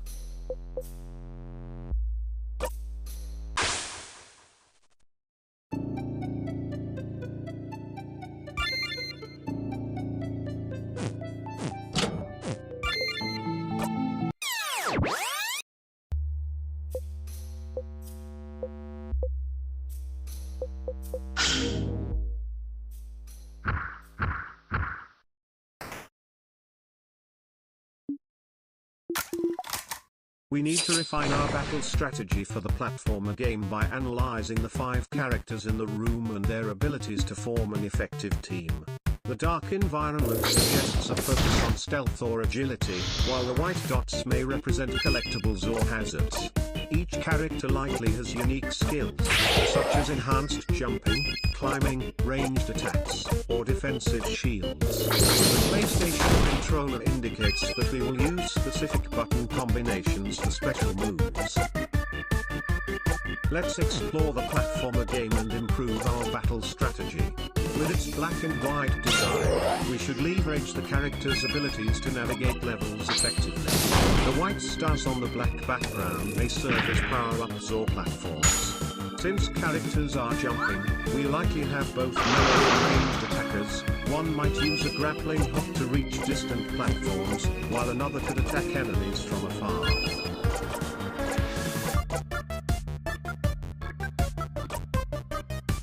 Let's explore the battle strategy for this platformer game. We have several abilities to consider, including one that allows us to boost an ally's attack and critical chance, indicating a score. There's also a powerful melee attack option and a potential ranged or explosive attack. The game's black and white pixelated style suggests we should leverage the environment, possibly using the wavy background to bounce projectiles or enemies back at our opponent. Let's explore the battle strategy for this platformer game by focusing on a few key elements. The All Allies option may allow us to impact all characters simultaneously, while the def stat represents defense and the HP stat indicates health. The black and white environment could be leveraged to our advantage, as certain enemies or obstacles might only be visible or vulnerable under specific conditions, like stepping on a platform or using a particular ability.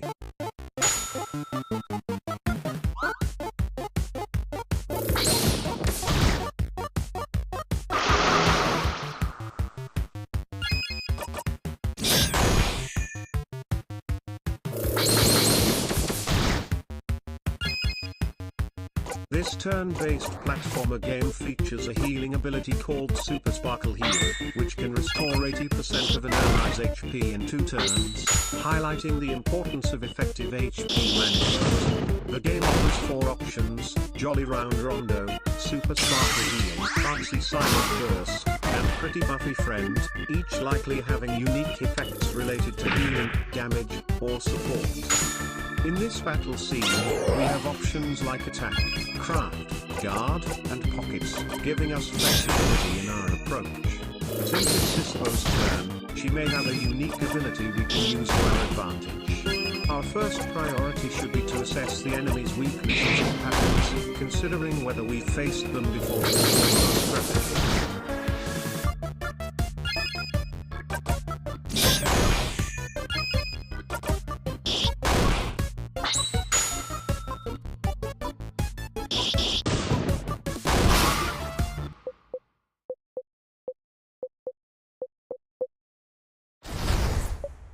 Analyzing the enemy patterns and weaknesses in this turn-based platformer game reveals important insights.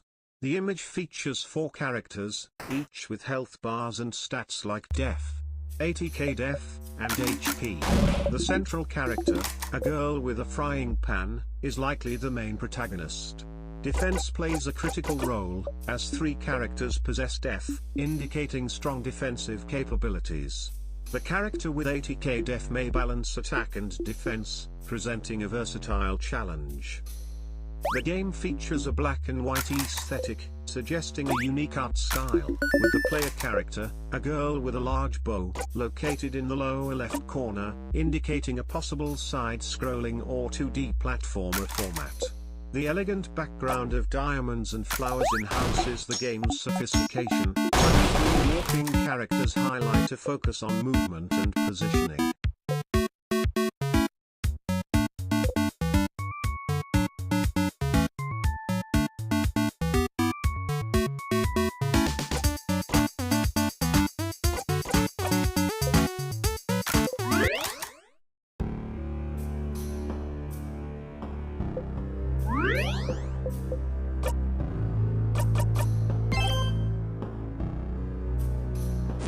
Let's focus on creating a battle strategy for our turn-based platformer game. We have a team with unique abilities and roles, including a main protagonist on the left, a potential healer in a white shirt, a ranged attacker or scout in a blue shirt, and a melee attacker or tank in a white shirt. We need to analyze their strengths and consider enemy patterns and environmental factors.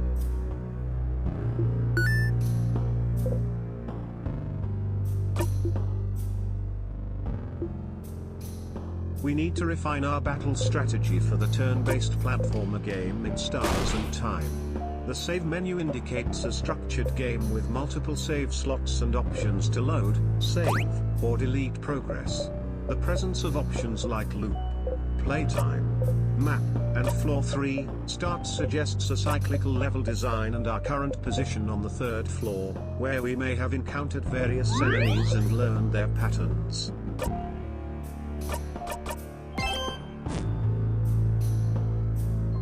Let's explore floor 3 by examining the enemy patterns and environmental hazards.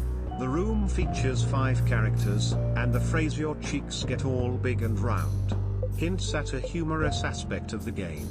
The top-down view reveals the room's layout, including brick walls, small lights, and a doorway to another area, which can help us plan our movements during battles.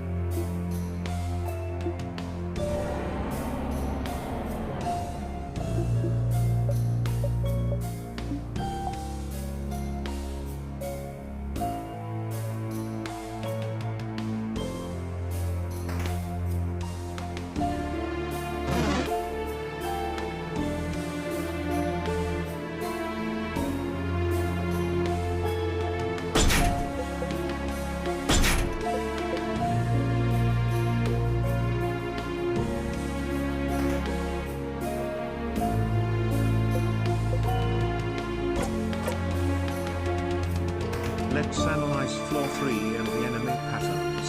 The 4 small characters likely represent our party members, while the tiny white dots may indicate enemy movements or patrol routes. The white outlines of block shapes could be obstacles or platforms we need to navigate. Let's take a closer look at floor 3. The 5 pixelated characters likely represent our party formation, while the floating white circles may show enemy attack ranges or areas of effect, so we should watch those to avoid damage. The thin white lines forming a rectangle could indicate a boundary or safe zone, which we should use to minimize enemy attacks and gain an advantage. We need to develop our battle strategy for floor 3 by avoiding the areas affected by the pixelated characters and floating white circles to reduce damage. With our speed boost, we can quickly reposition our characters to surprise or chase enemies. It's important to understand the roles and abilities of our characters for a strong team composition. The classroom scene might suggest the types of enemies we'll encounter, possibly related to a girl with a bow or resembling a teacher or student.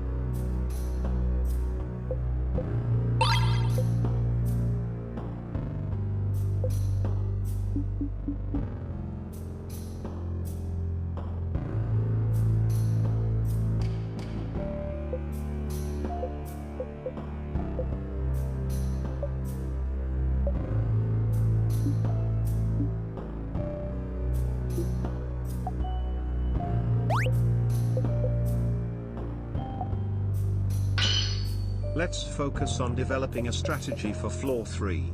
Since it's a kitchen setting, we may face food-related enemies, like chefs or dish-throwing foes, and hazards like a fireplace that could release flames or embers. With our speed boost, we should focus on quick movements to surprise enemies. We can use the kitchen counters and barrels as cover for dodging attacks and setting ambushes.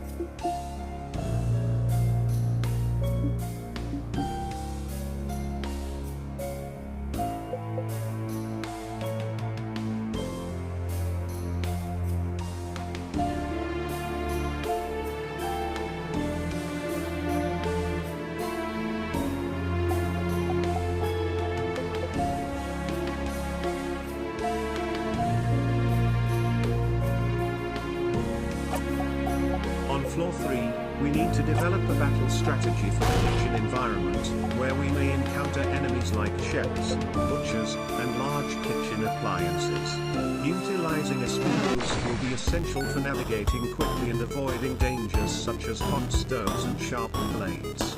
We should identify potential hiding spots and ambush points, as well as environmental hazards that can be used strategically, like spilling hot oil or using counters for defense.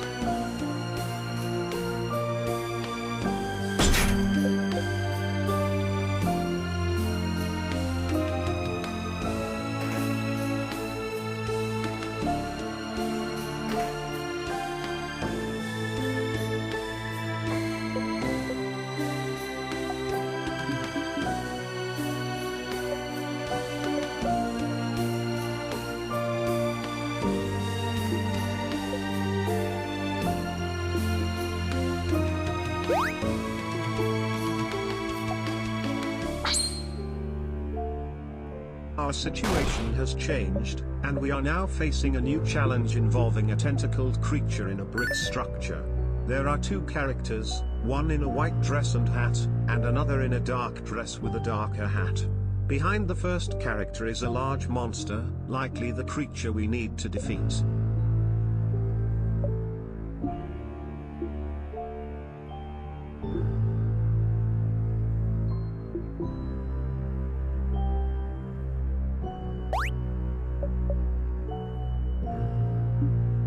Let's focus on defeating the tentacled creature on the ceiling. I noticed a large circular mirror in the room that we might use to reflect light or a projectile to strike the creature from a different angle. Additionally, the decorative ceiling pattern could hide a passage or weak spot we could exploit. Our characters are currently safe, but we must prepare for the creature's attack by analyzing its movements to predict its next move.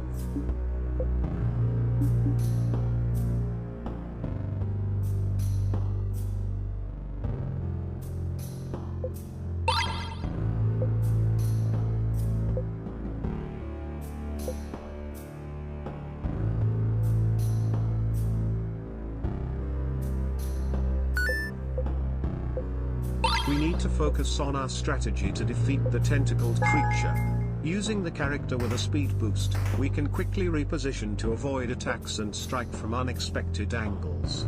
The framed picture of 5 characters might have hidden significance related to their abilities or a past event that could help us. The circular mirror could be used to reflect a projectile or light beam to damage the creature, but we must be cautious of its position and the creature's movements.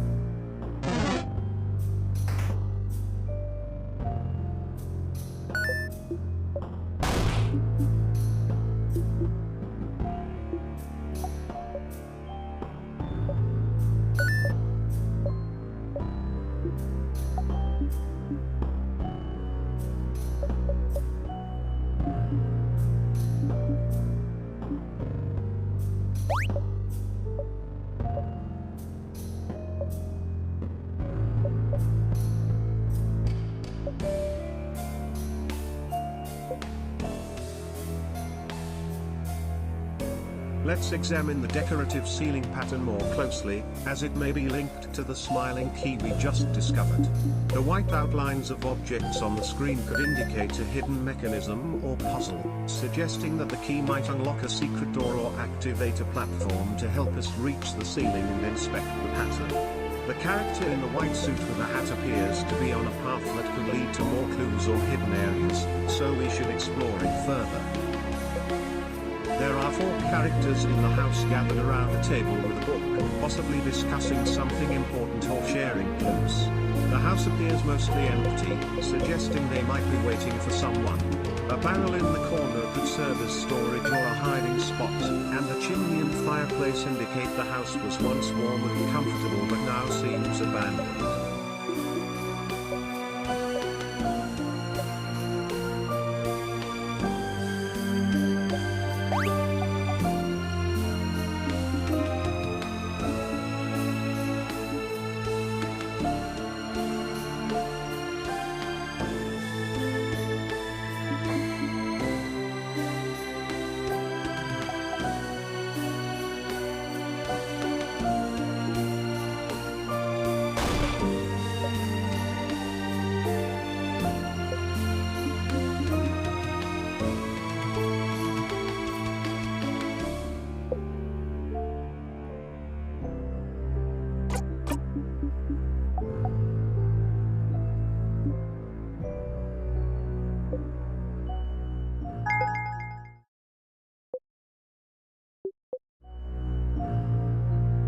The characters around the table are engaged in an important discussion, possibly related to the book on the table, which may contain clues for our game. The room features a fleur-de-lis pattern that could be significant. It appears abandoned, raising questions about the previous occupants. We should interact with the characters to gather more information, inquire about the book and the pattern, and closely examine the room for hidden clues. Let's return to the room to gather more information from the characters. Since their memory of first strike will make everyone faster at the beginning of a battle, we should inquire about their strategies for using this speed boost. I approach one character and ask how we can maximize the speed boost from the memory of first strike in our upcoming battles. This could provide insight into their thinking and possibly uncover new details about the room, the book, or the fleur-de-lis pattern. Let's take a look at the characters in the room and how they interact. The character on the right is moving towards the left, likely heading toward the ghost. I plan to follow them to see what unfolds during their meeting, as they might discuss something significant or provide a clue about the room or the game. As I get closer, I notice the ghost is focused on something on the wall, so I'll investigate that further.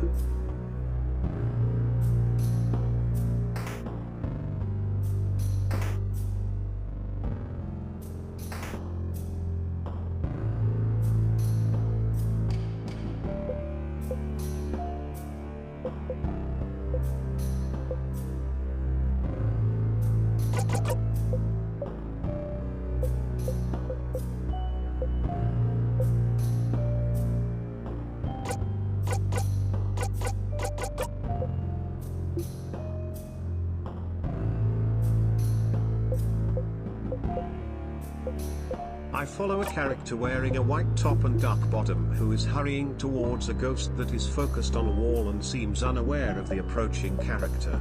I'm intrigued by what has captured the ghost's attention on the wall, so I decide to take a closer look. The brick wall appears ordinary, but there could be a hidden message or symbol that isn't immediately obvious.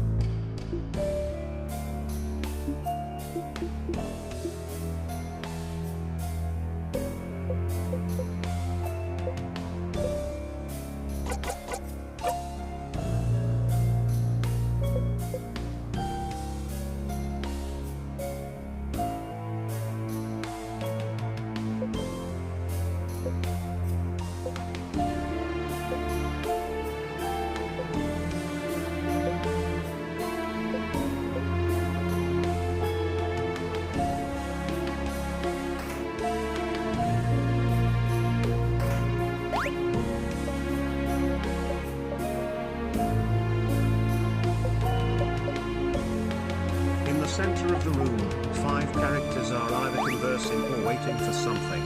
One character, with a larger head, is partially hidden, raising questions about their positioning. The white text box at the bottom of the screen may offer clues about the scene.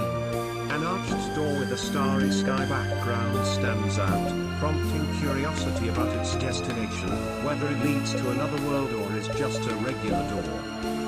We've entered a new scene that I'm eager to explore with you.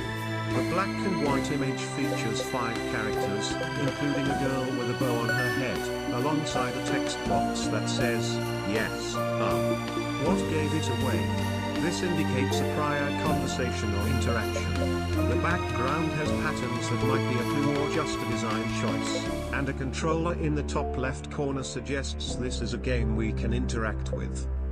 We've entered a new scene featuring 3 small figures at the top of the screen, with a message at the bottom indicating that looking inside would be rude, implying there's something in the room we're not meant to see or interact with yet.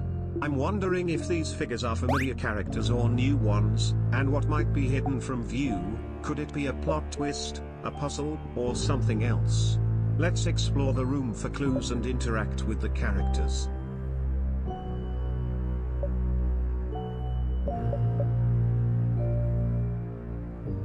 Let's examine the closet and the dresses similar to Mirabelle's to see if there's a reason for the resemblance or if it's just a coincidence.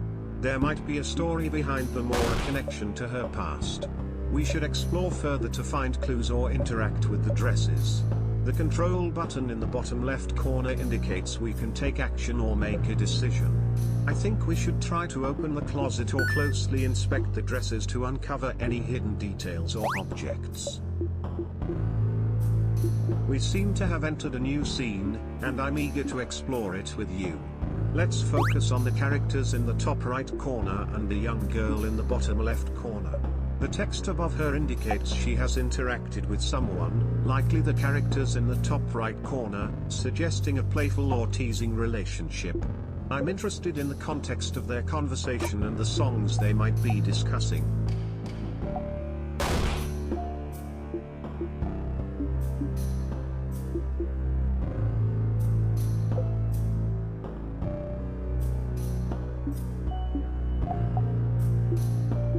Let's explore the kitchen scene, where the character in the foreground seems to be talking to someone off-screen, their smile hinting at a playful or light-hearted conversation. The mention of she not finishing something suggests there may be an ongoing task or project. The kitchen's background includes a shelf filled with pots and pans, indicating a domestic or communal space, while the table and chairs point to a place for gathering, which could be tied to the conversation.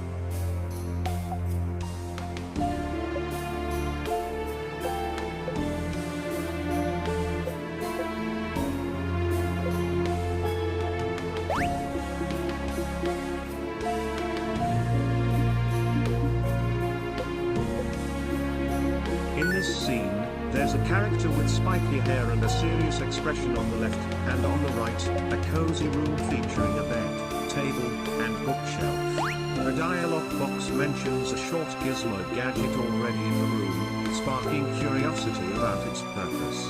The room appears to be a personal space, possibly a bedroom or study, with a bookshelf likely containing interesting books or clues and the table possibly holding useful items or notes.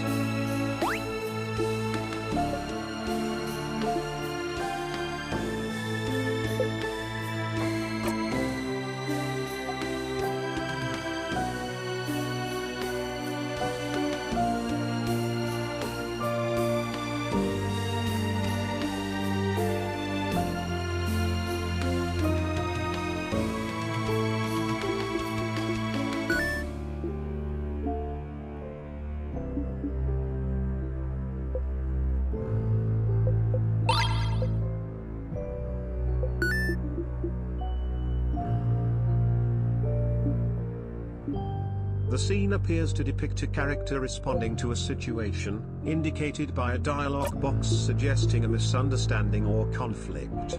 The phrase "nah, it's fine, you two didn't know" shows the character downplaying the issue and reassuring others that it's not significant.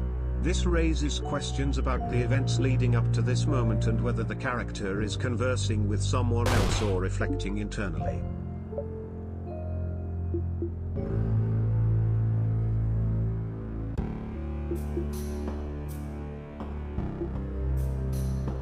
It seems we have a character trying to avoid an awkward situation, and their choice to wear a cloak in summer hints at unusual circumstances or possibly magical elements that help them cope with the heat. I'm interested in the context of this conversation. Are they referring to a specific event or just commenting on the character's clothing? I would like to explore the room for other characters or objects that might shed light on this situation.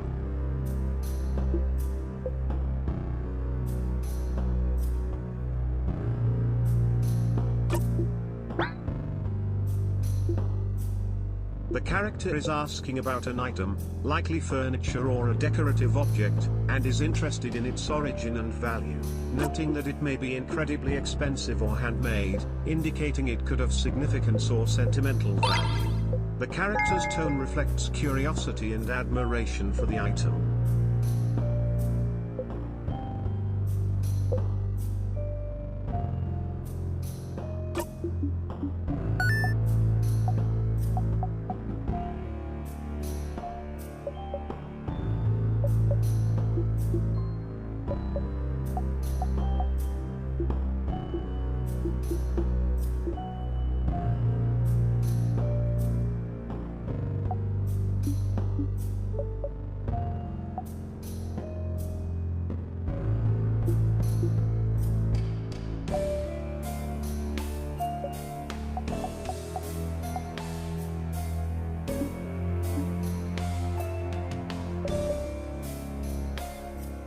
The character appears to be shifting the topic to avoid discussing something sensitive, as indicated by the phrase "did I tell you about that?" This suggests they want to change the conversation, possibly to prevent conflict or discomfort. I'm interested in what the character is referencing and what conversation they aim to start. Is it connected to the glowing dots in the room or an earlier event in the game? We should engage with the character to explore the conversation further.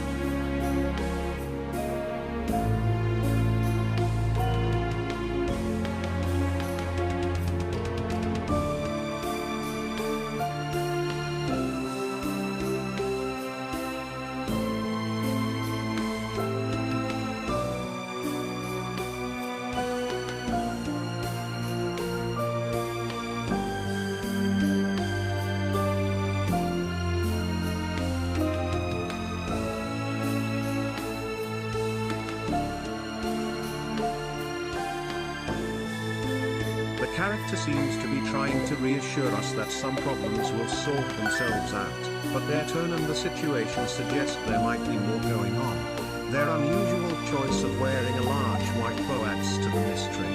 I'm curious about what they want us to believe and what issues they mean. Are they referring to challenges in the game or something more personal?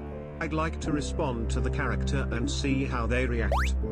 We appear to be in the midst of a mysterious game, and I'm curious about the character's actions. The dark background with white dots and the outlines of furniture and characters creates a spooky atmosphere.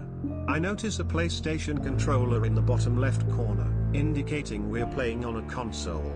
The characters attempt to reassure us, and their unusual clothing, particularly the large white bow, raises questions.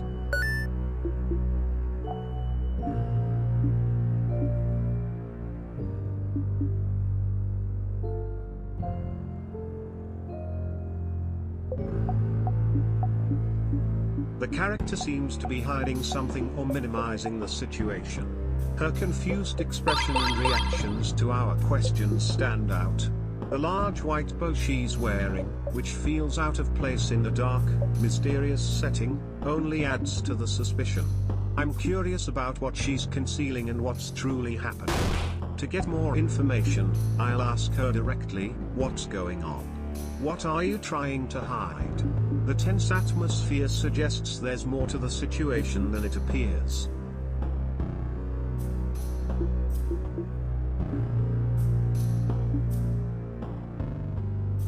The character clearly tries to minimize the situation, and the "pa" in the text bubble indicates dismissal or frustration. I'm interested in the difference between her worried look and the relaxed way she speaks. She might be avoiding a sensitive topic. I want to ask her, what's bothering you? You seem upset, even though you're trying to ignore it.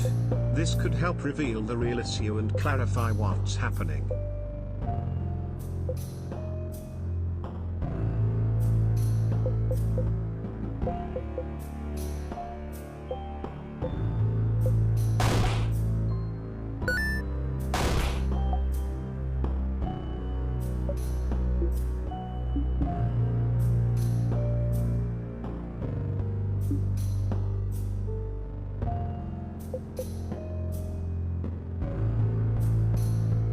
The character seems to minimize the importance of Kabu's perspective, but their mention of it indicates there's more to the situation. I'm curious about the character's attempt to seem neutral while also appearing somewhat defensive.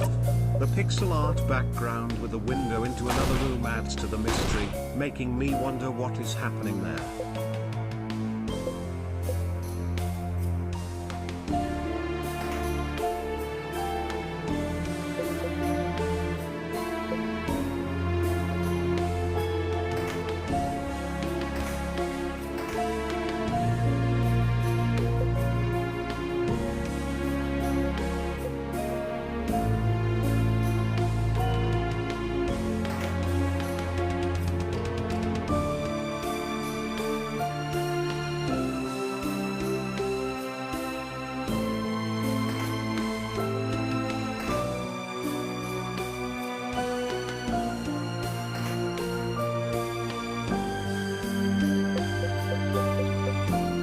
The character seems to be dismissing the significance of the words Kabu can't remember, implying there's more to the story despite trying to downplay it. This suggests the character might be hiding something or avoiding a certain topic.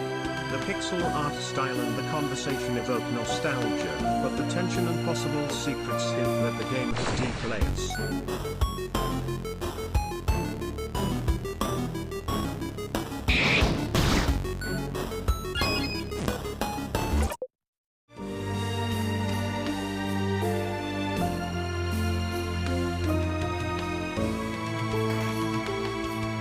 The scene depicts characters standing in front of an arched doorway, seemingly waiting for something. The brick wall with lanterns adds to the eerie atmosphere, while the stars and swirling pattern in the background suggest a mystical presence.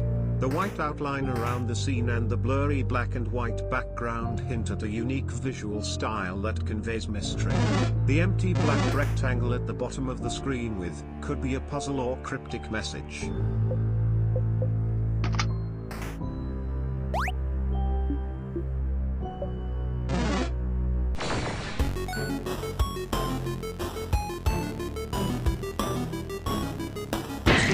Described is interesting, with a black and white aesthetic that gives it a nostalgic, classic feel.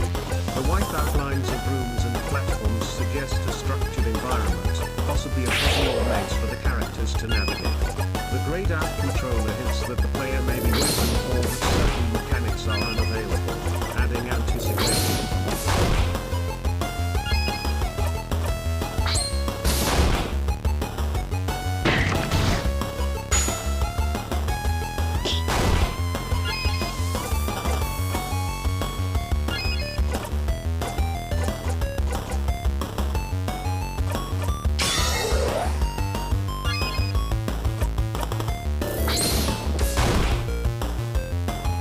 There's a new development in the game indicated by the text, Nostalgia Tax, at the top of the image, suggesting a new challenge or enemy.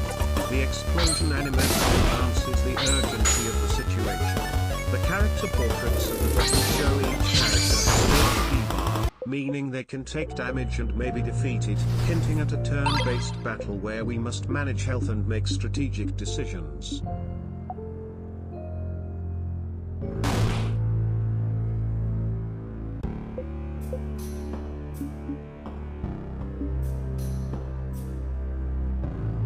The scene shows an explosion in the background, indicating a recent attack, while the character portraits at the bottom reveal they have taken damage, as seen in their HP bars.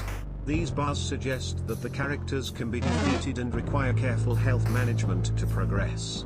The ATK and HP labels next to the status bars imply the game is turn-based, requiring strategic decisions about when to attack or defend.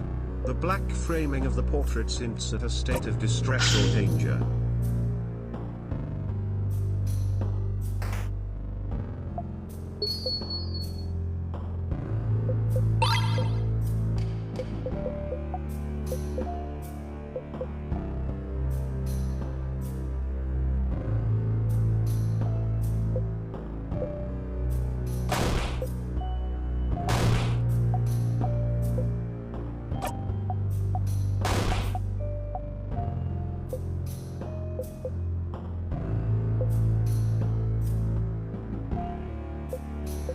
Let's return to the game, where the player character is discussing the smell of a wall with Boniface.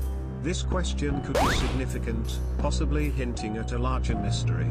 The black and white patterned wall might hold a hidden message or secret tied to its smell. I want to delve deeper into this conversation to see what insights Boniface can provide. We're currently trying to decode Siffrin and Kanfai, and I'm curious if these codes relate to the wall or our dialogue with Boniface.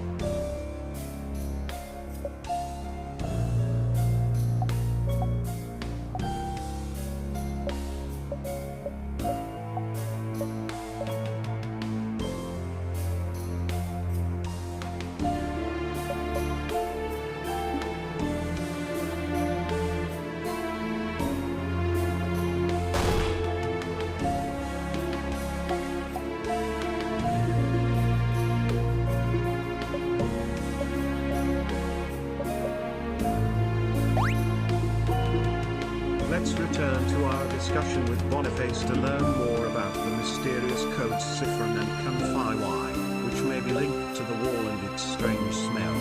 I'm curious if Boniface can shed light on the meaning of these codes or the wall's unusual odor. While exploring the room, I notice 4 small stick figures in the center, and I wonder if they relate to the codes or our conversation with Boniface. I want to ask him about the stick figures to see if they have any significance. We have encountered an intriguing situation, indicated by the text, "Oh, romance." I understand the romance part, which suggests our conversation with Boniface may have taken an unexpected turn. I am eager to learn more about the connection between this scene and the codes Siffrin and Kanfai. In the image, the man with brown hair in the bottom left corner appears to be our character, while the box in the top center shows a pixelated room with 5 people, which seems significant.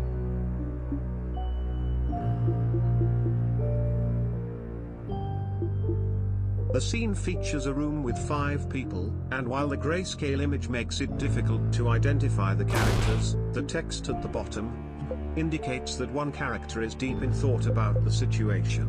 This room may play a significant role in the story or puzzle, possibly linking the characters to the codes Siffrin and Kanfai.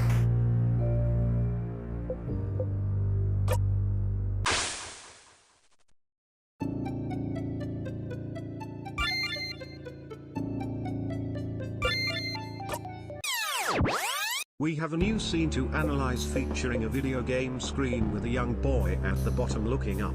The text "Sif, your turn" indicates it's a turn-based game, with Sif as the current player. The pixelated art and black and white colors suggest it's a retro-style RPG, likely involving puzzle solving or strategic decisions. This scene may connect to our early goals of decoding Siffrin and Kanfai and analyzing a room with 5 people.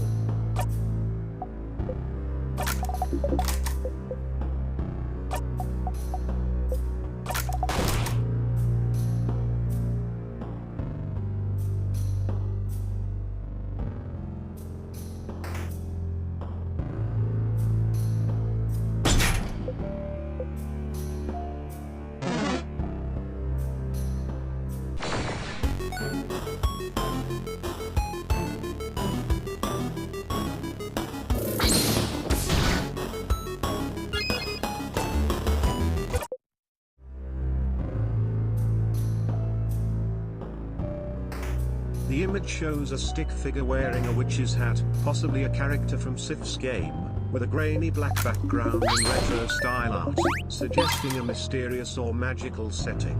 The visible controller in the bottom left corner hints that the player, likely Sif, controls this character. This raises the question of whether the character is related to the codes Siffrin and Kunfi why we've been trying to decode and how it might connect to the room with 5 people.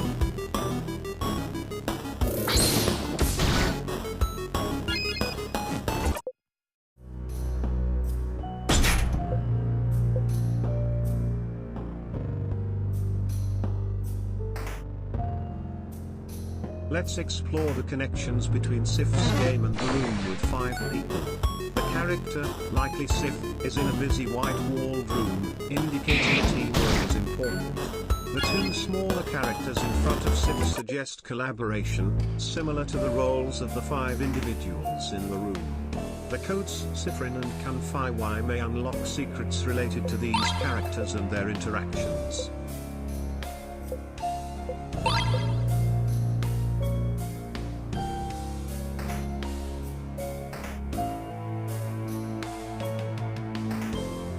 The connections between Sif's game and the room with 5 people reveal that the new game scene features Sif in a retro-style RPG, suggesting that the codes Siffrin and Kunfi may relate to the game's mechanics or storyline. The stick figure could represent Sif or another character, while the glowing white objects might be items, power-ups, or clues.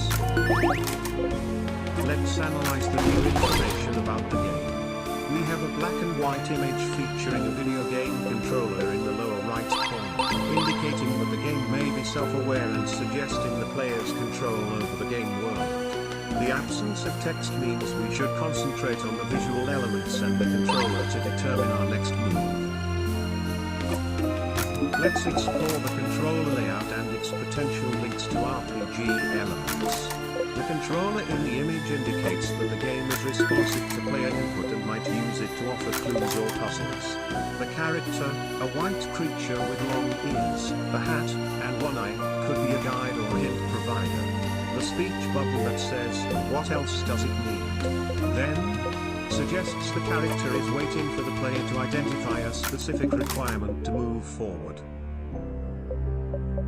Let's explore the controller layout to see if we can find any hidden codes or sequences. The character's presence in a black and white room, along with a dark collar and large buckle, hints at a connection to the game's aesthetic and the controller. The white box with the text might suggest we're on the right path, but further investigation is needed.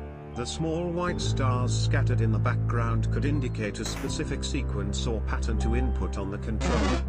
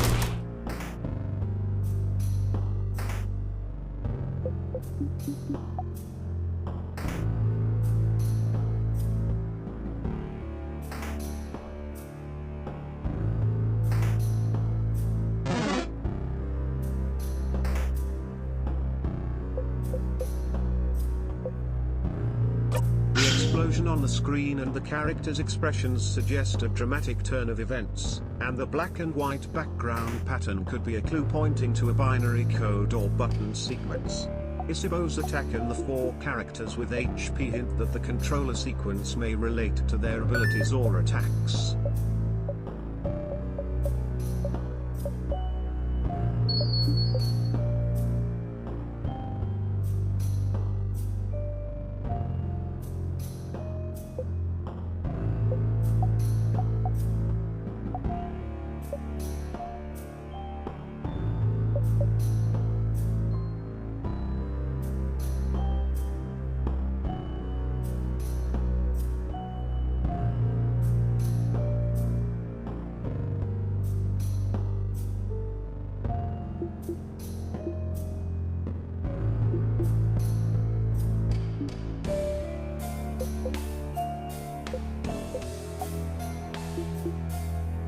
The scene suggests a connection between the star pattern on the screen and a specific controller sequence.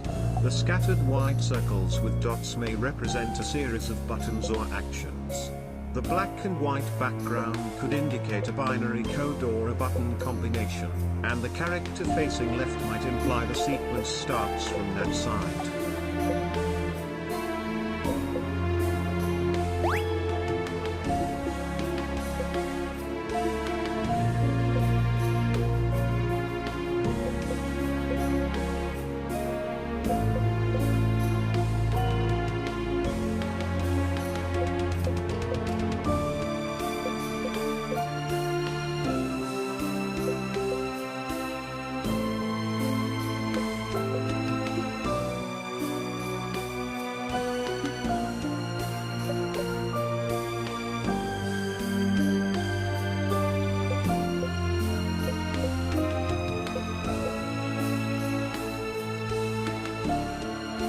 Shows a dark sky with a small white circle at the center, surrounded by white stars, which might represent a constellation or pattern to be replicated with the controller.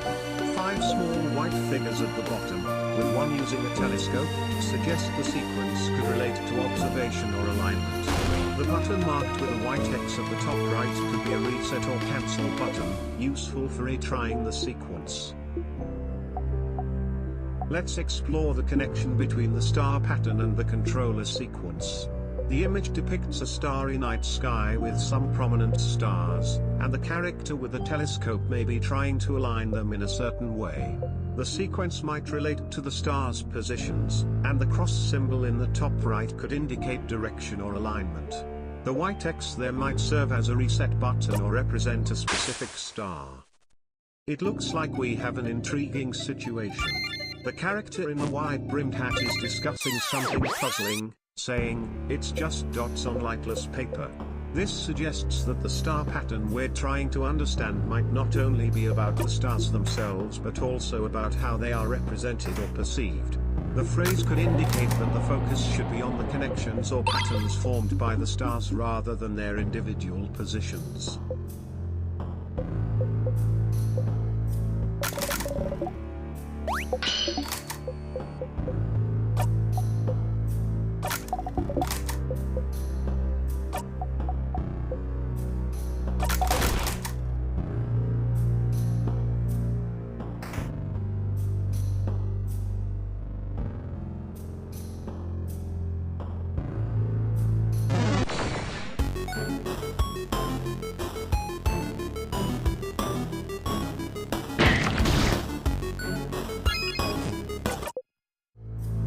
The image shows a black screen with a white X in the top right corner and a black game controller at the bottom, suggesting that we may need to press the X button to proceed or activate a function. This could relate to our earlier discussion about the star pattern and the phrase "dots on lightless paper," indicating a possible connection between the controller layout and the star pattern.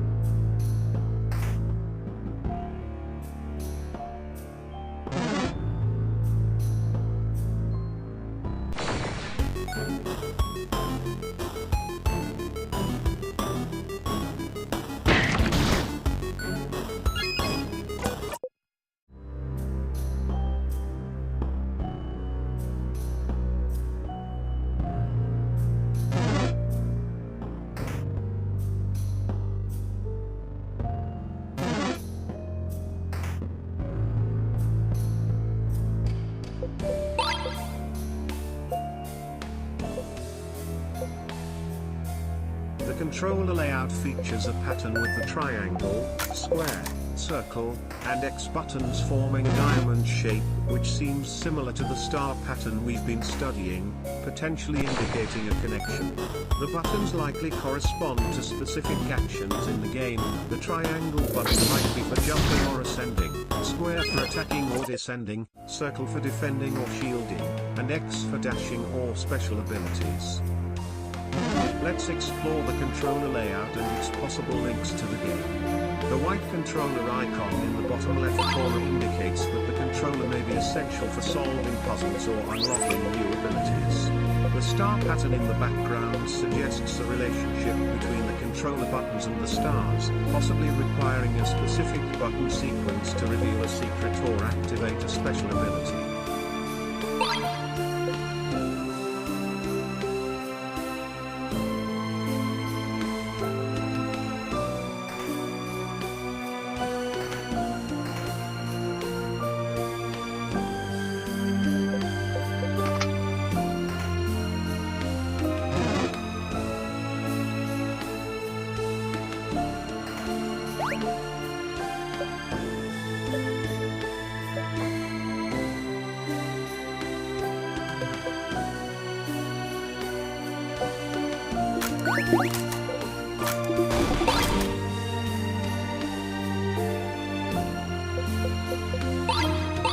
The game's black and white color scheme gives it a retro feel, while the white outlined room emphasizes contrast and visual clarity. The brick walls and patterned floor add texture and depth. The player's proximity to the enemy suggests a potential challenge, and the ghost nearby may hint at a non-hostile or allied character. The black square in the upper left corner might represent a menu or inventory, indicating the player's status or abilities.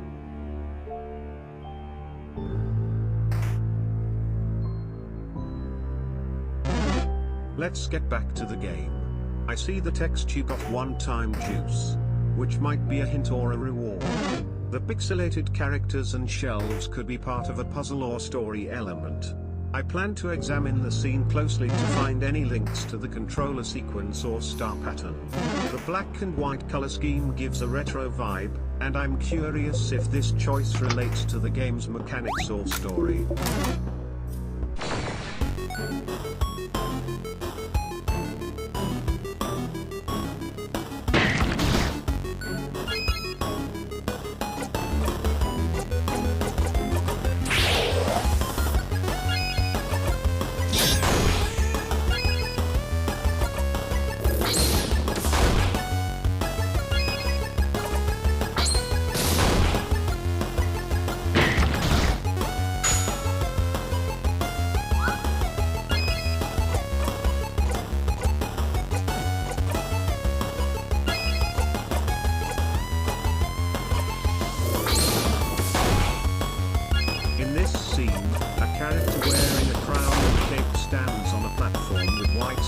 In the background, suggesting a link between the character's movements and the star pattern. The white block walls and platforms resemble a puzzle or level design, prompting an examination of the character's movements for any specific control input.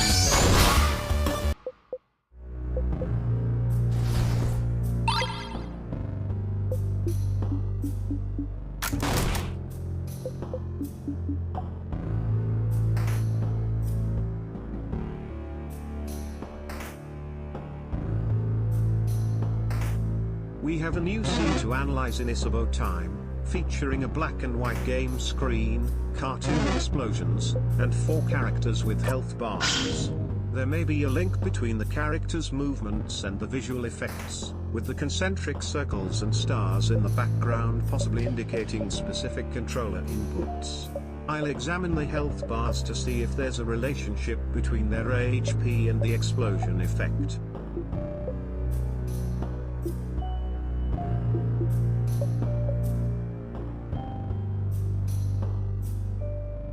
The scene features 4 characters positioned near the left edge of the image, with glowing white dots scattered throughout the room, likely related to the explosion effect, indicating its trajectory or impact zone. Floating brick-like objects may represent debris from the explosion. The staircase in the upper right and a small tree in the upper middle could serve as important landmarks.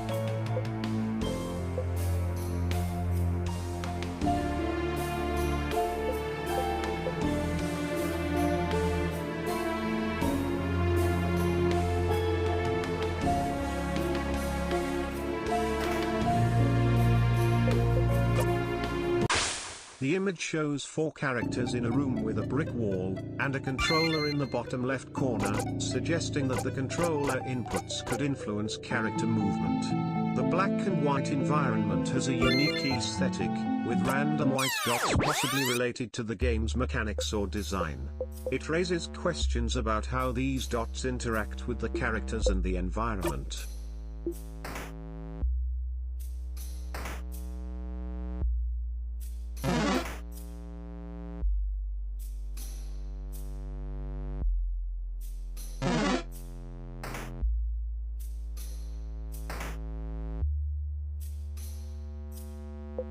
We have a new game screen to analyze with a unique black and white aesthetic. The characters appear to be lined up, possibly indicating a turn-based system or a specific movement pattern. The white X in the top right corner stands out, potentially related to controller input or a specific in-game action. In this scene, 4 characters are in a classroom, all wearing hats and facing the camera, creating a unique black and white aesthetic. There's a blackboard in the background that might have important information, and the desks with books and a bookshelf with plants suggest a learning or discussion environment. A notable item is a notebook titled Mark's Super Awesome Great Amazing Super Duper Cool Notebook, Do Not Touch, which could contain clues about the game's story or mechanics.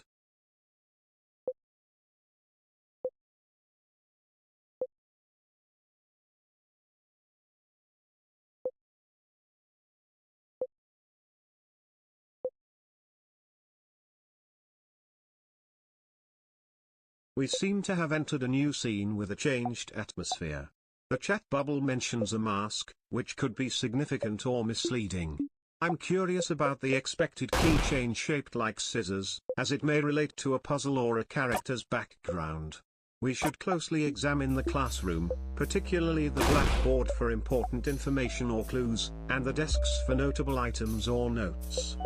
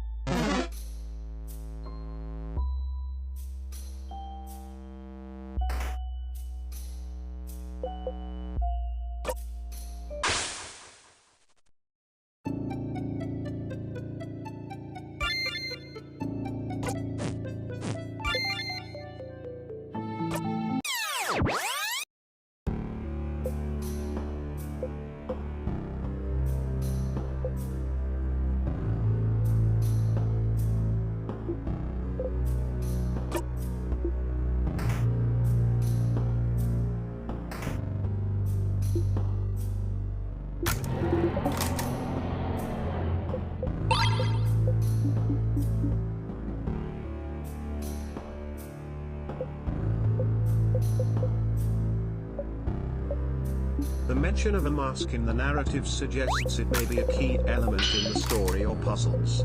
I am considering how the mask connects to other clues we've encountered, such as the Cifrin and Kun-Fi codes, as well as the star pattern and controller sequence. The video game controller at the bottom of the image could indicate a gaming-related puzzle or link to RPG elements we've seen.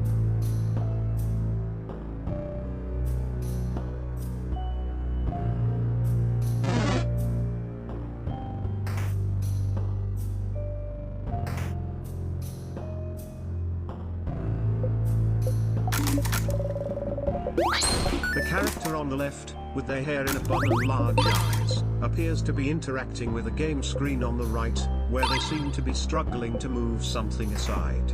This could be connected to the puzzle or game they're playing, which looks like a 2D game, possibly similar to the tic-tac-toe puzzle we've been working on. The character's difficulty might also relate to the controller layout we've been analyzing.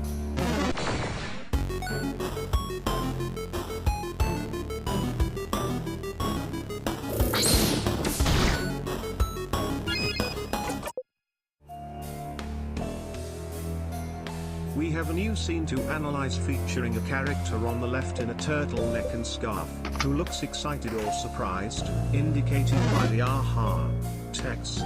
In the center, 4 characters in a rectangular box may be part of a puzzle or game mode, while the character on the right, wearing a witch's hat, could be either an opponent or an ally. The dark background with a light pattern creates a mysterious atmosphere, raising curiosity about the scene's connection to previous puzzles and challenges.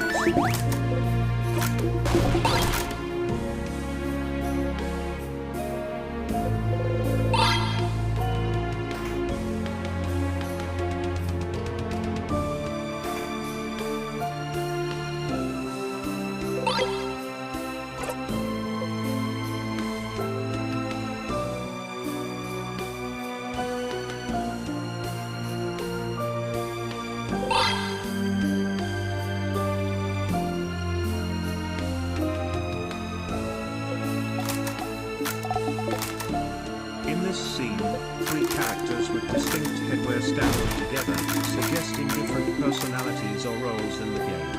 Their horizontal arrangement indicates unity or cooperation, with the left character possibly being the leader due to their central position. The right character, wearing a unique hat, may be a specialist or outsider, while the middle character's unclear headwear hints at a mediating role.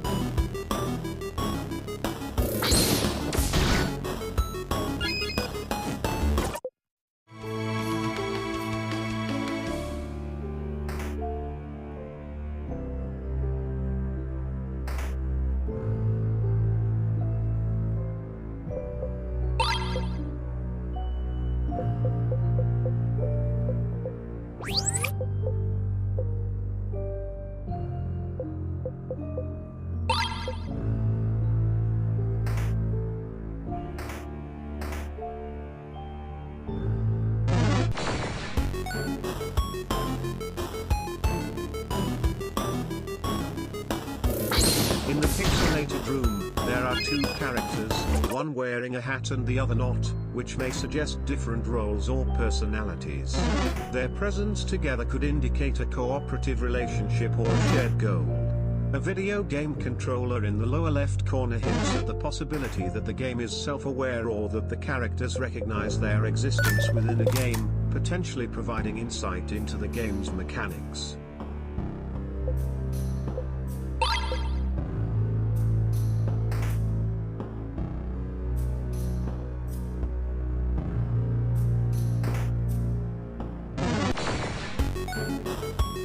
We find ourselves in an intense battle scene in this RPG against a powerful enemy, indicated by the Desespoir attacks, text and the ominous giant, glowing hands. Our team consists of 4 characters, each with unique names and profile pictures, and their health points, HP, bars vary, suggesting different roles or abilities. We may need to strategize and leverage each character's strengths to defeat the enemy. Let's analyze the battle scene and the character stats.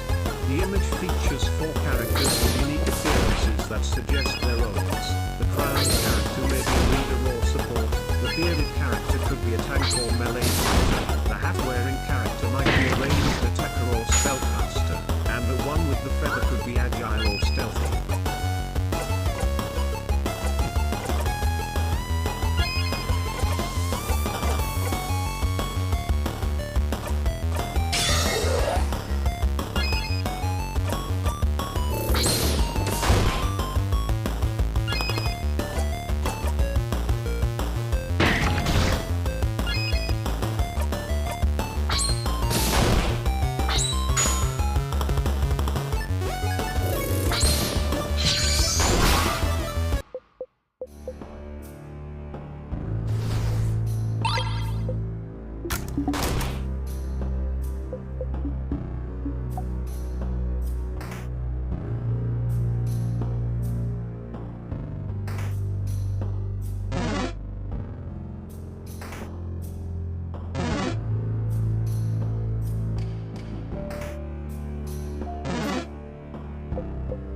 Let's explore the battle scene. The text reveals some interesting abilities and strategies. First, the 3 scissors hits indicate a multi-hit attack, effective against high defense enemies, as multiple strikes can break through shields or armor. There's also a high chance of critical hits, which can significantly increase damage, so focusing on characters that enhance this chance is crucial.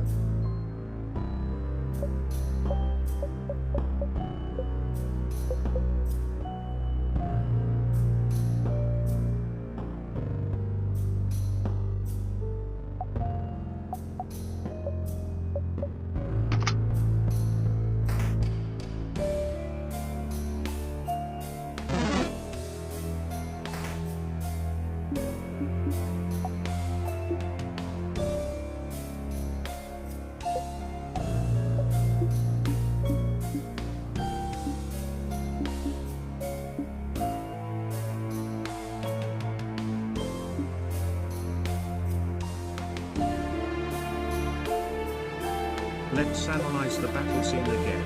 The Star Crest may provide us with advantages in abilities or enhancements. The stacked characters in the center could suggest a formation or special attack. I'm interested in the white dots in the background and bottom right corner. Do they relate to the character's movements or attacks? The text at the bottom highlights the Star Crest, indicating its importance in this scene.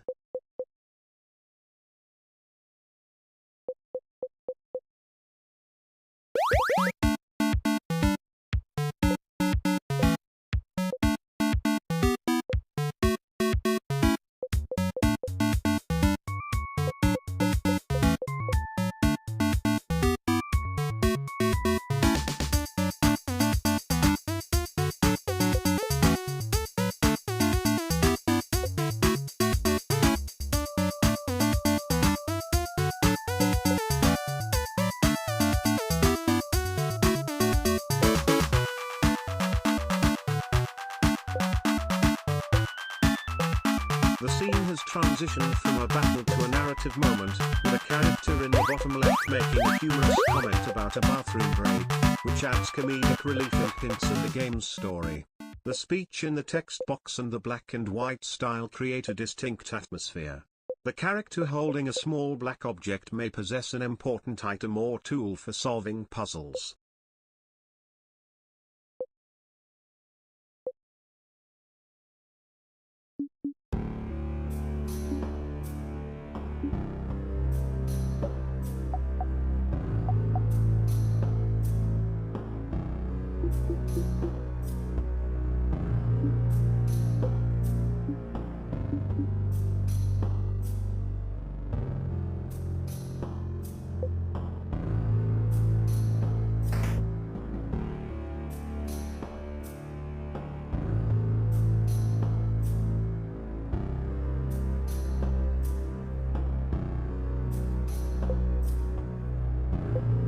It sounds like you're having some difficulty with the tic-tac-toe puzzle.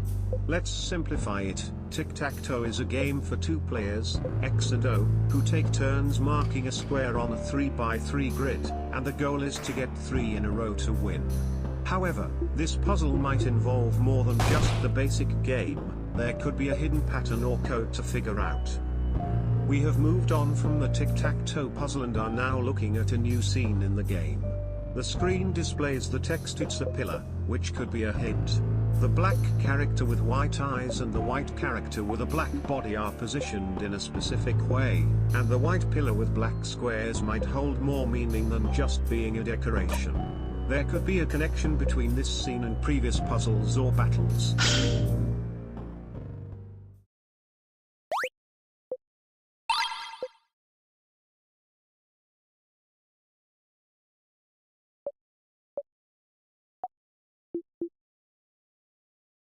The scene shows our character pointing at a statue of the Change God, with a hint in the text box and a room featuring brick walls, a rug, and a small figure in the center, which could be important for the story or a puzzle.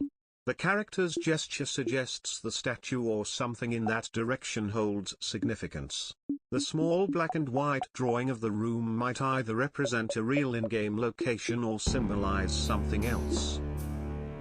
We are still trying to understand the importance of the change god and its possible link to the puzzle or story. The text at the bottom of the image, did the change god give it to us? Indicates that the characters are questioning whether the change god gave them something important, like an item or clue. There is a new development in the story indicated by the text at the bottom of the image, which suggests that the characters are trying to move forward without addressing something potentially troubling. This may relate to the change god or the ongoing puzzle.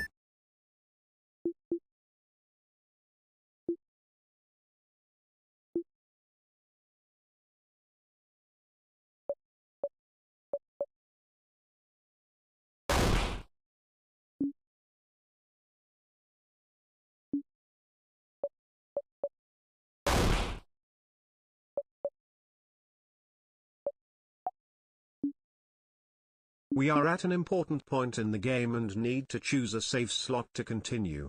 Based on our past experiences with the tic-tac-toe puzzle and battle strategies, it's crucial to select a slot that allows us to build on what we know. We have options from save 1 to save 6, each representing different story points or circumstances. We should think about which slot will help us tackle challenges like decoding Siffrin and Kun-Fi Y or managing eye health and speed.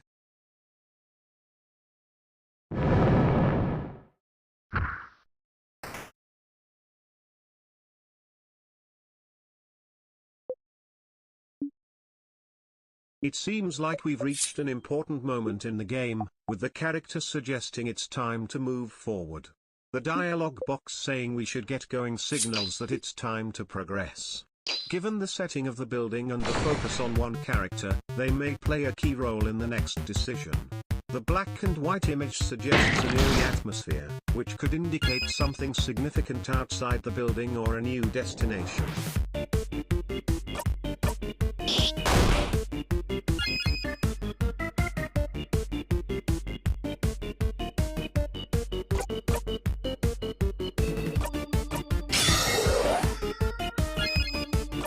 The scene features a dark background with three characters approaching a large black circle adorned with white wings, while a text box at the bottom states another strong sadness, suggesting an impending emotional challenge. The character on the left appears separate from the others, hinting at a unique role or perspective. The eerie atmosphere and the black circle may indicate an encounter with a powerful enemy, a mysterious portal, or a crucial plot twist.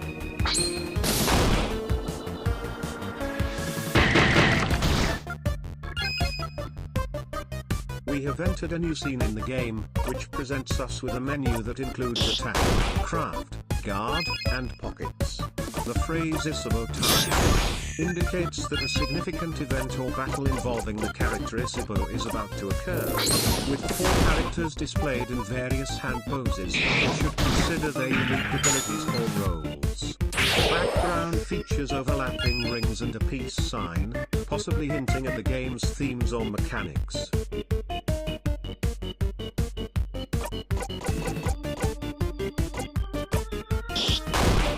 We seem to have entered a new scene, indicated by the phrase Siffrin time, suggesting an important event or battle involving the character Siffrin is imminent. The options at the top of the screen remain unchanged: attack, craft, guard, and pockets. The repeated presence of ATK and HP suggests we need to prepare for a battle that requires careful management of our character's health and attack points.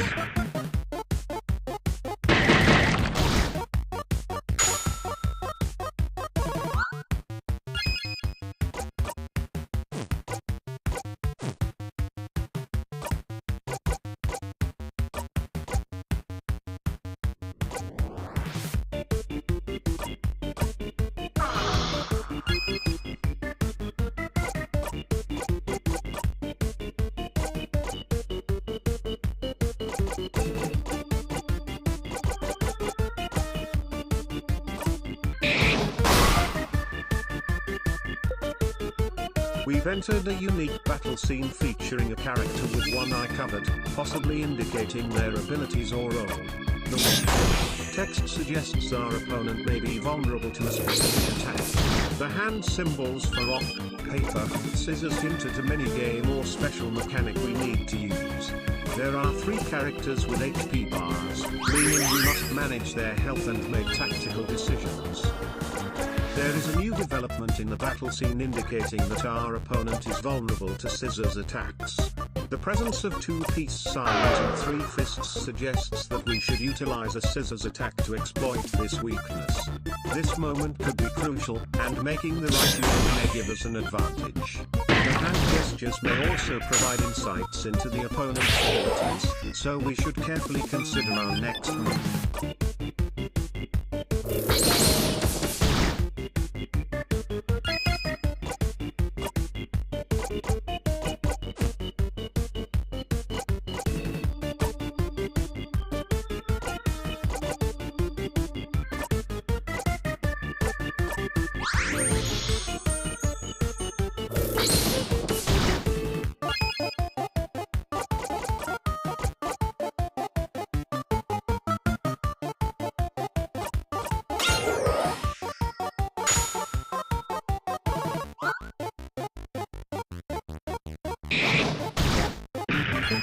We are in the middle of a battle scene with options like attack, craft, and guard display.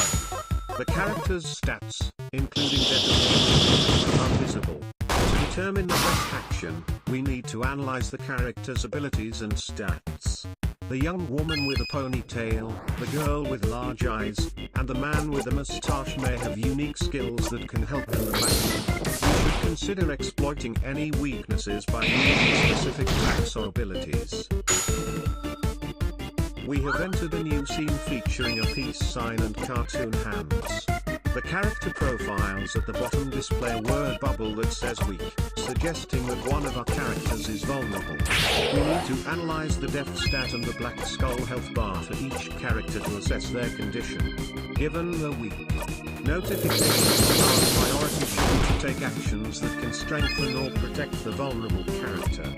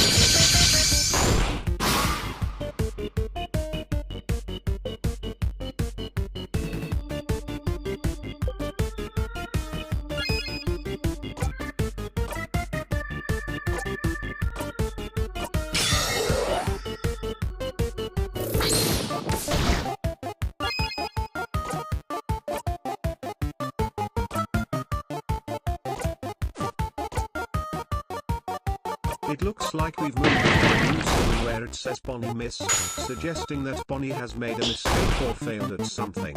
The image above shows a circle with 2 black shapes and several hands, which could be a clue. Each character is in a separate box with a number, indicating a possible puzzle or challenge we need to solve. Since Bonnie missed, we may need to rethink our strategy.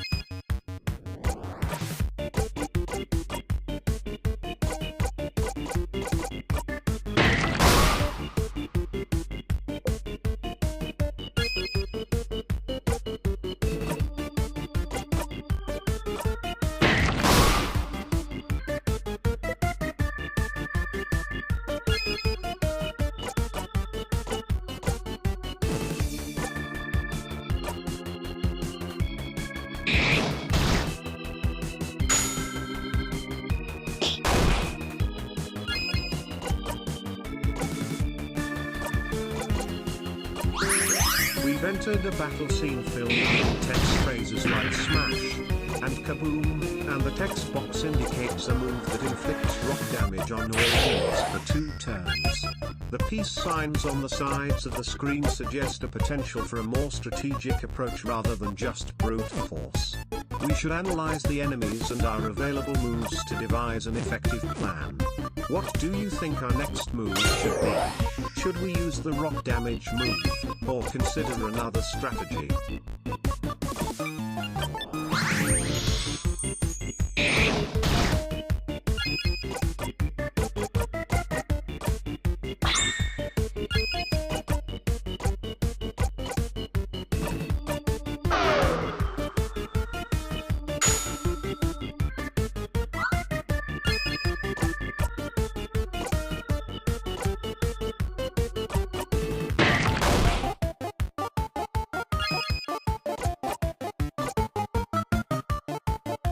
It looks like we're in the middle of a battle, and Mirabelle has just made a significant move.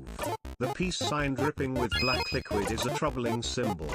We should examine the character's health bars and attack points to understand their strengths and weaknesses better. Mirabelle's gesture suggests she may be preparing a defensive or healing action, which could influence our battle. With 3 fists visible on the right side of the screen, we likely have several attack options.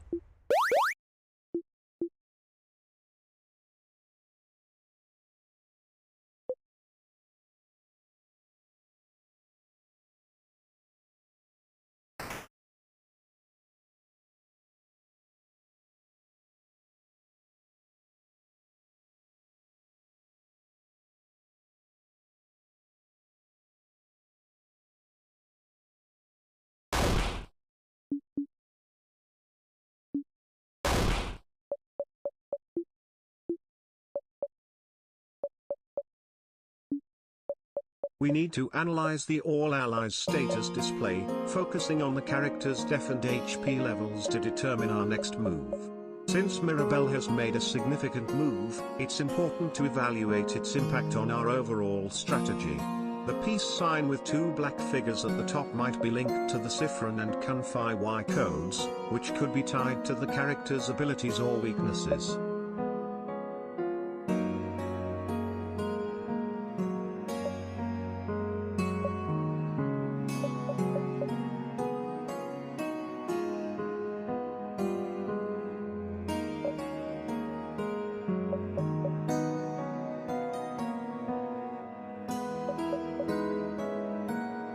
Let's analyze the battle scene and Mirabelle's move using visual cues from the black and white image.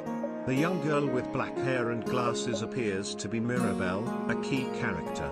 The white rectangle above her, featuring black silhouettes, likely represents the number of allies or enemies in the battle. The white outline around her and the small shapes at the top may relate to the Siffrin and Kunfei Y codes we are trying to decode.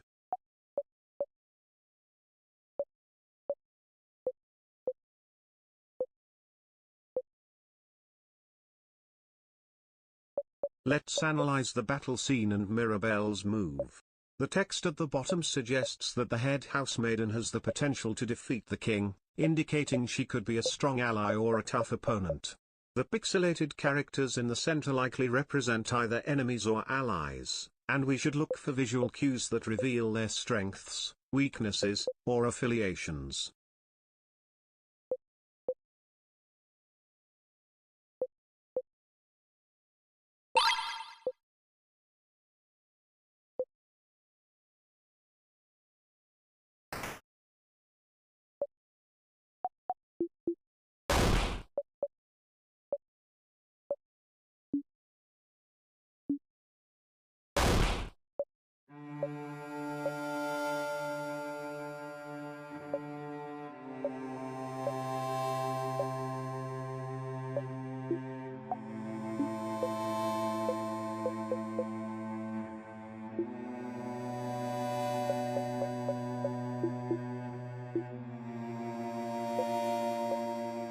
Let's take a closer look at the battle scene, focusing on the characters' positions and abilities. The young woman with a white bow in her hair, likely Mirabelle, appears to be the main character. The 4 figures in the smaller window may be her allies or enemies, and their differently colored dresses could signify unique powers or elemental traits.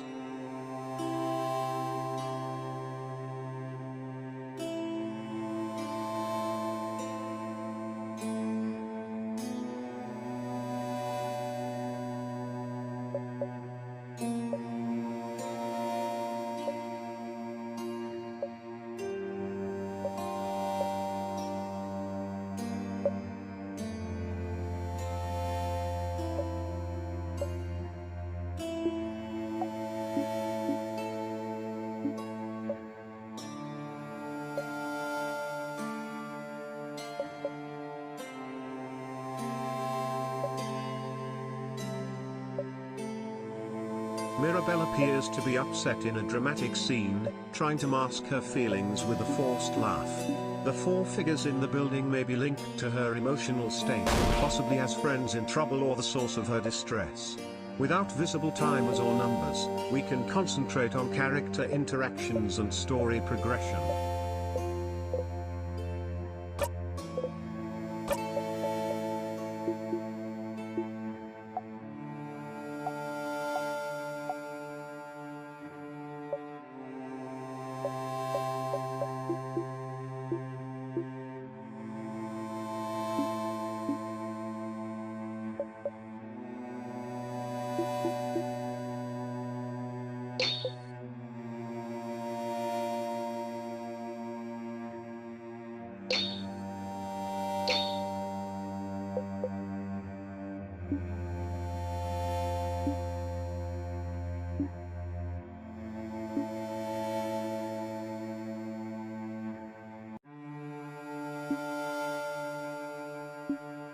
Mirabelle is reflecting on a past experience where the key knife significantly aided her, marking an important moment in her character development and the story's progression.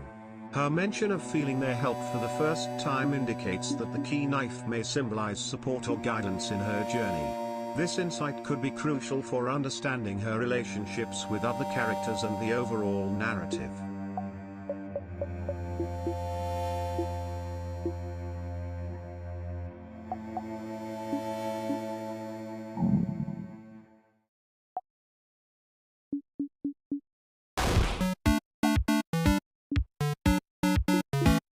It looks like we're in the midst of an intriguing story, and I'm eager to explore it further.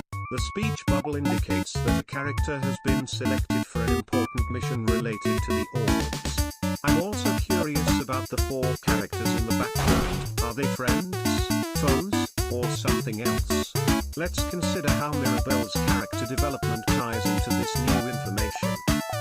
There's a new development in the story suggesting that a character might be feeling an unusual sensation, possibly linked to the orbs or other elements of the game. An image shows one character on the left and four others in the center, each with different styles, indicating potential interactions for gathering information, forming alliances, or engaging in combat.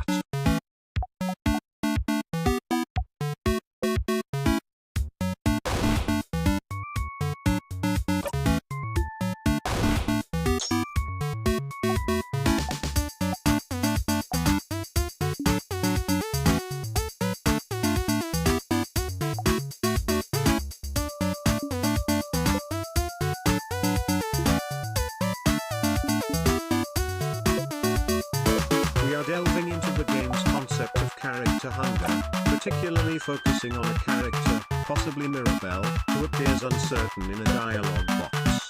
This uncertainty may relate to her own hunger or that of another character. Character hunger could be linked to game elements like the orbs, and Mirabelle's dialogue hints at her concerns. The four characters in the background may serve as allies or sources of information, each with unique abilities. We are still trying to understand the link between character hunger and the orbs in the game.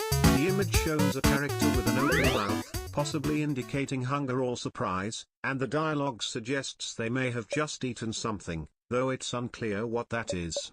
The grey object in the center could be an orb, and the character's uncertainty may relate to how to obtain or use it.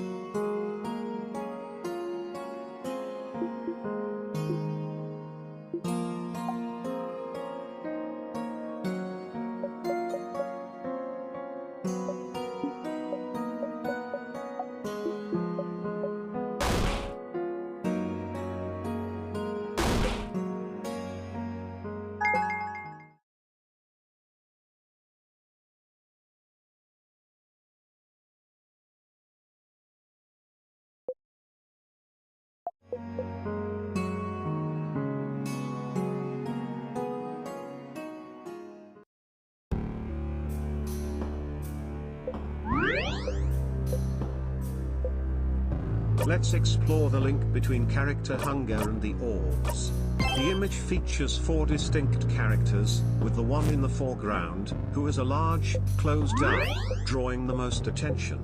The dialogue hints at uncertainty, possibly tied to hunger or the orbs. The character in a green dress with a white bow may symbolize nature or growth, suggesting a relationship with sustenance.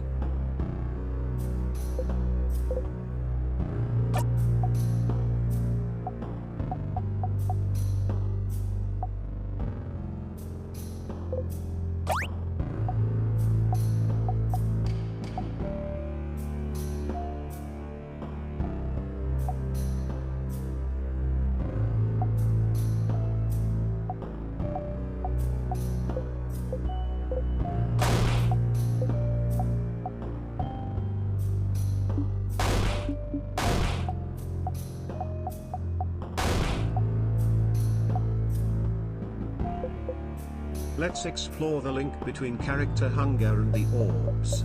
The scene depicts a dark, empty level with floating pixelated particles, possibly representing the orbs or a source of energy. The grey gamepad suggests that player choices will influence the game and its characters. Hunger may not only be a physical need but also an emotional or spiritual one, as indicated by Mirabelle's uncertainty and the character's closed eye, hinting at a disconnect from their feelings or surroundings.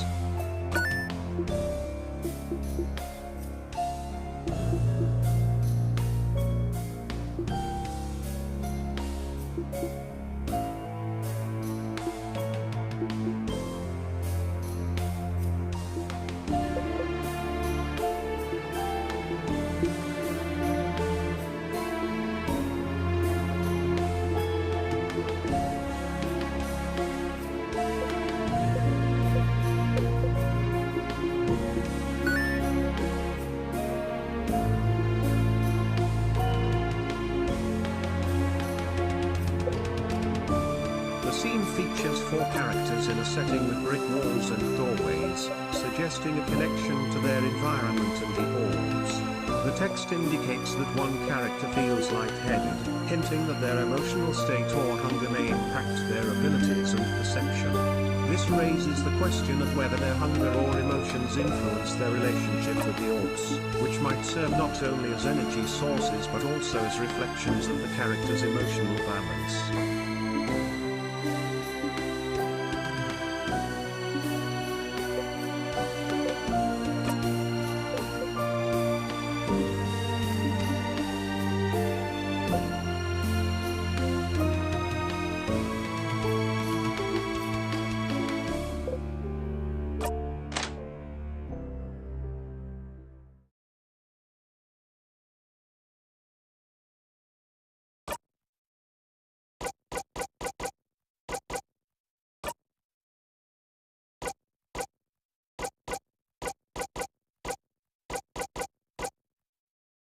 The image shows a black and white scene from a video game with an F-shaped level and 4 characters standing in the middle.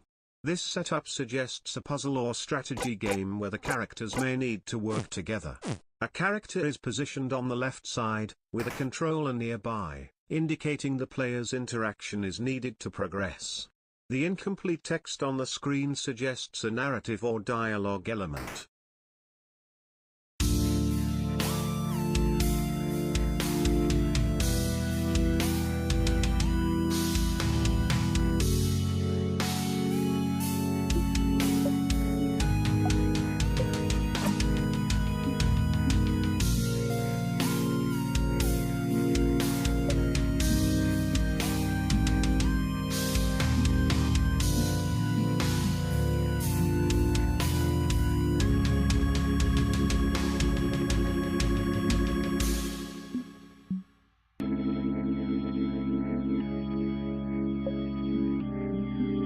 Odile, a researcher from Kabu, possesses exceptional craft knowledge, and I am eager to explore her skills and connections. She has a vulnerability to scissors, suggesting she may be susceptible to quick, precise attacks, while her resistance to rock indicates she can endure strong, blunt forces.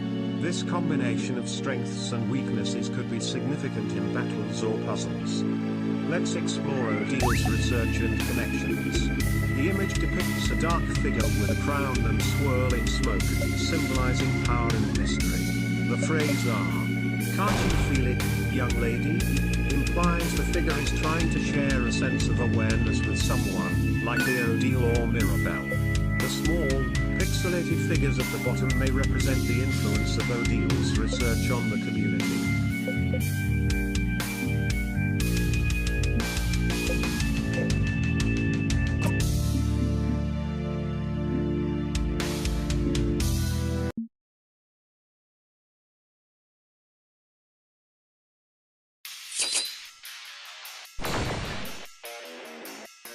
Odile's research appears to focus on preserving tradition and maintaining the status quo in a nation, which may conflict with the natural process of change and evolution.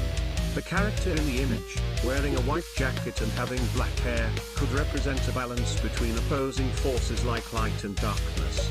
Additionally, the dark figure with a crown and swirling smoke suggests that Odile's work might also involve understanding or harnessing power.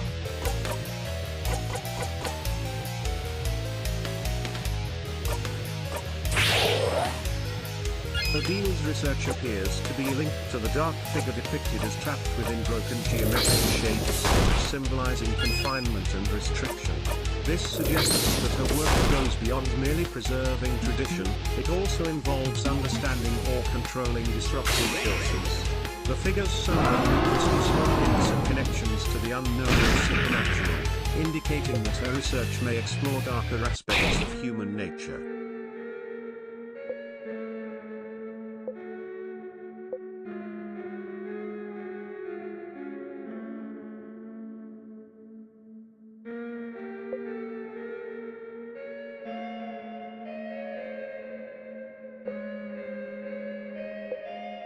Odile's research appears to be focused not only on preserving tradition but also on understanding and controlling the darker side of human nature.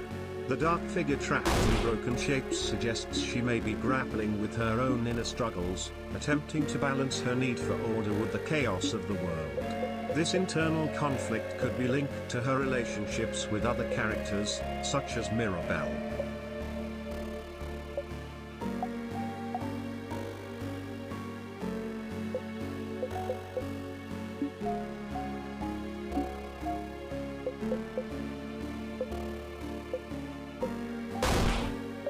Odile's backstory reveals her inner turmoil, suggested by the dark room and shadowy figures reaching out, indicating she may be grappling with hidden issues. The phrase "you can't see" hints at something she might be unaware of or trying to suppress, possibly linked to her research on controlling dark forces and understanding the darker aspects of human nature.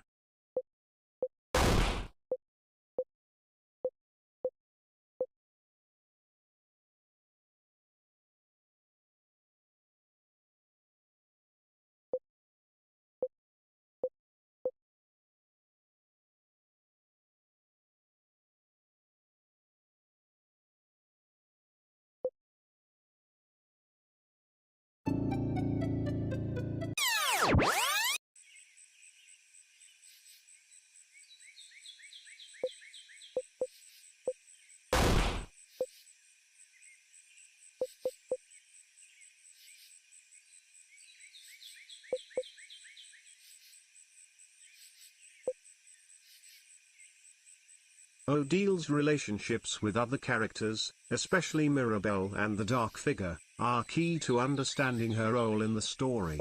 The dialogue in the image, "move," suggests urgency, possibly related to her research or interactions with others. Her knowledge of craft and weaknesses might influence her connections, as she may need to make decisions that affect these relationships.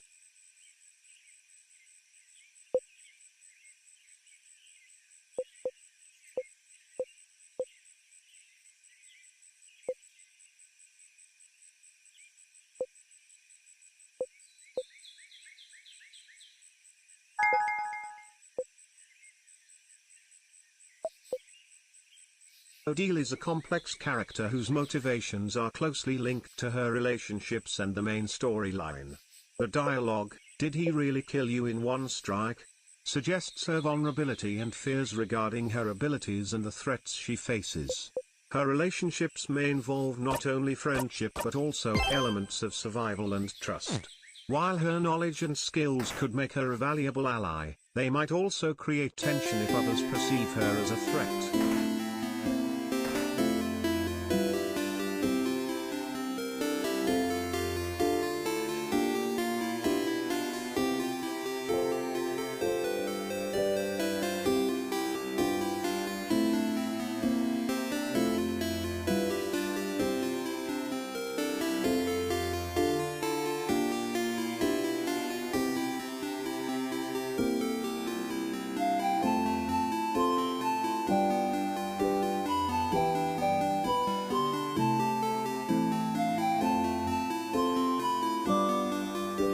Let's focus on the tic-tac-toe puzzle. To improve your chances of winning, control the center of the board by placing your mark in the center square if possible.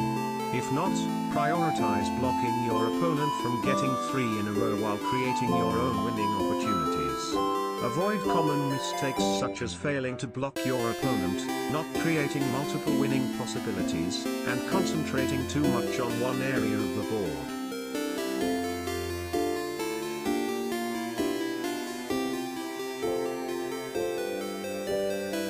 Let's break down the tic-tac-toe strategy into simple parts. First, there are different types of moves. Corner moves, where you place your mark in one of the 4 corners, offering flexibility. Edge moves, where you place your mark on one of the 4 edges, limiting your opponent's options. And center moves, where controlling the center square gives you the most flexibility. One of the biggest mistakes to avoid is not blocking your opponent's winning line, so always pay attention to their moves.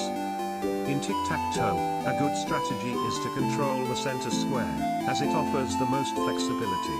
If you can't take the center, try to place your mark in a corner, which could allow you to create 2 potential winning lines. For example, if you're playing as X and your opponent places O in the center, position 5, the board looks like this. 1, 2, 3, 4, X, 6, 7, 8, 9. You should then place your X in a position that either blocks your opponent or creates a chance for you to win.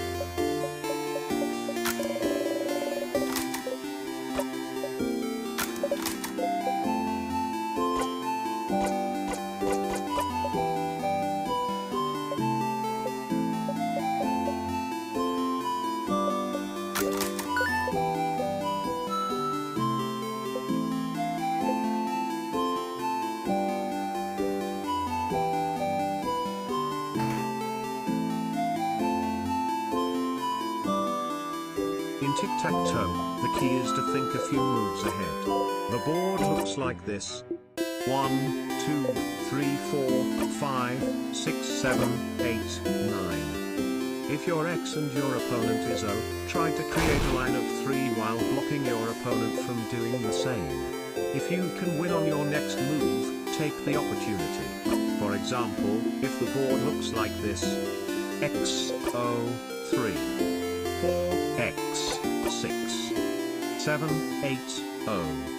You can win by placing your X in position 3. If you're stuck, share the current state of the board and we can strategize together.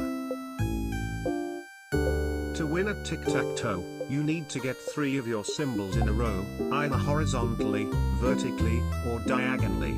If you're having trouble, share the current state of the board, and we can work through it together. For example, if the board looks like this, X, 2, O, 4, X, 6, 7, 8, O, we can analyze the possible next moves and find a strategy to help you win. It's important to think ahead and block your opponent's moves. What does your board look like right now?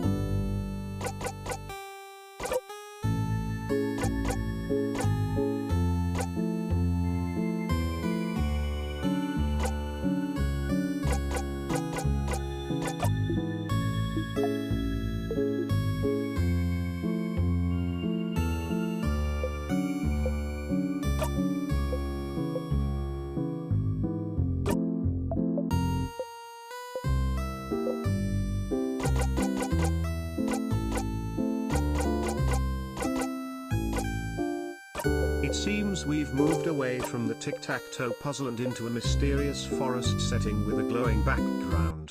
The dialogue box reads, "You can still feel that hit," suggesting something intense just happened. The black and white colors and glowing background create an eerie atmosphere, possibly signaling an important part of the game. The dialogue could provide a clue to understanding the game's story or mechanics. Let's return to the tic-tac-toe puzzle and think strategically about the next moves. The goal is to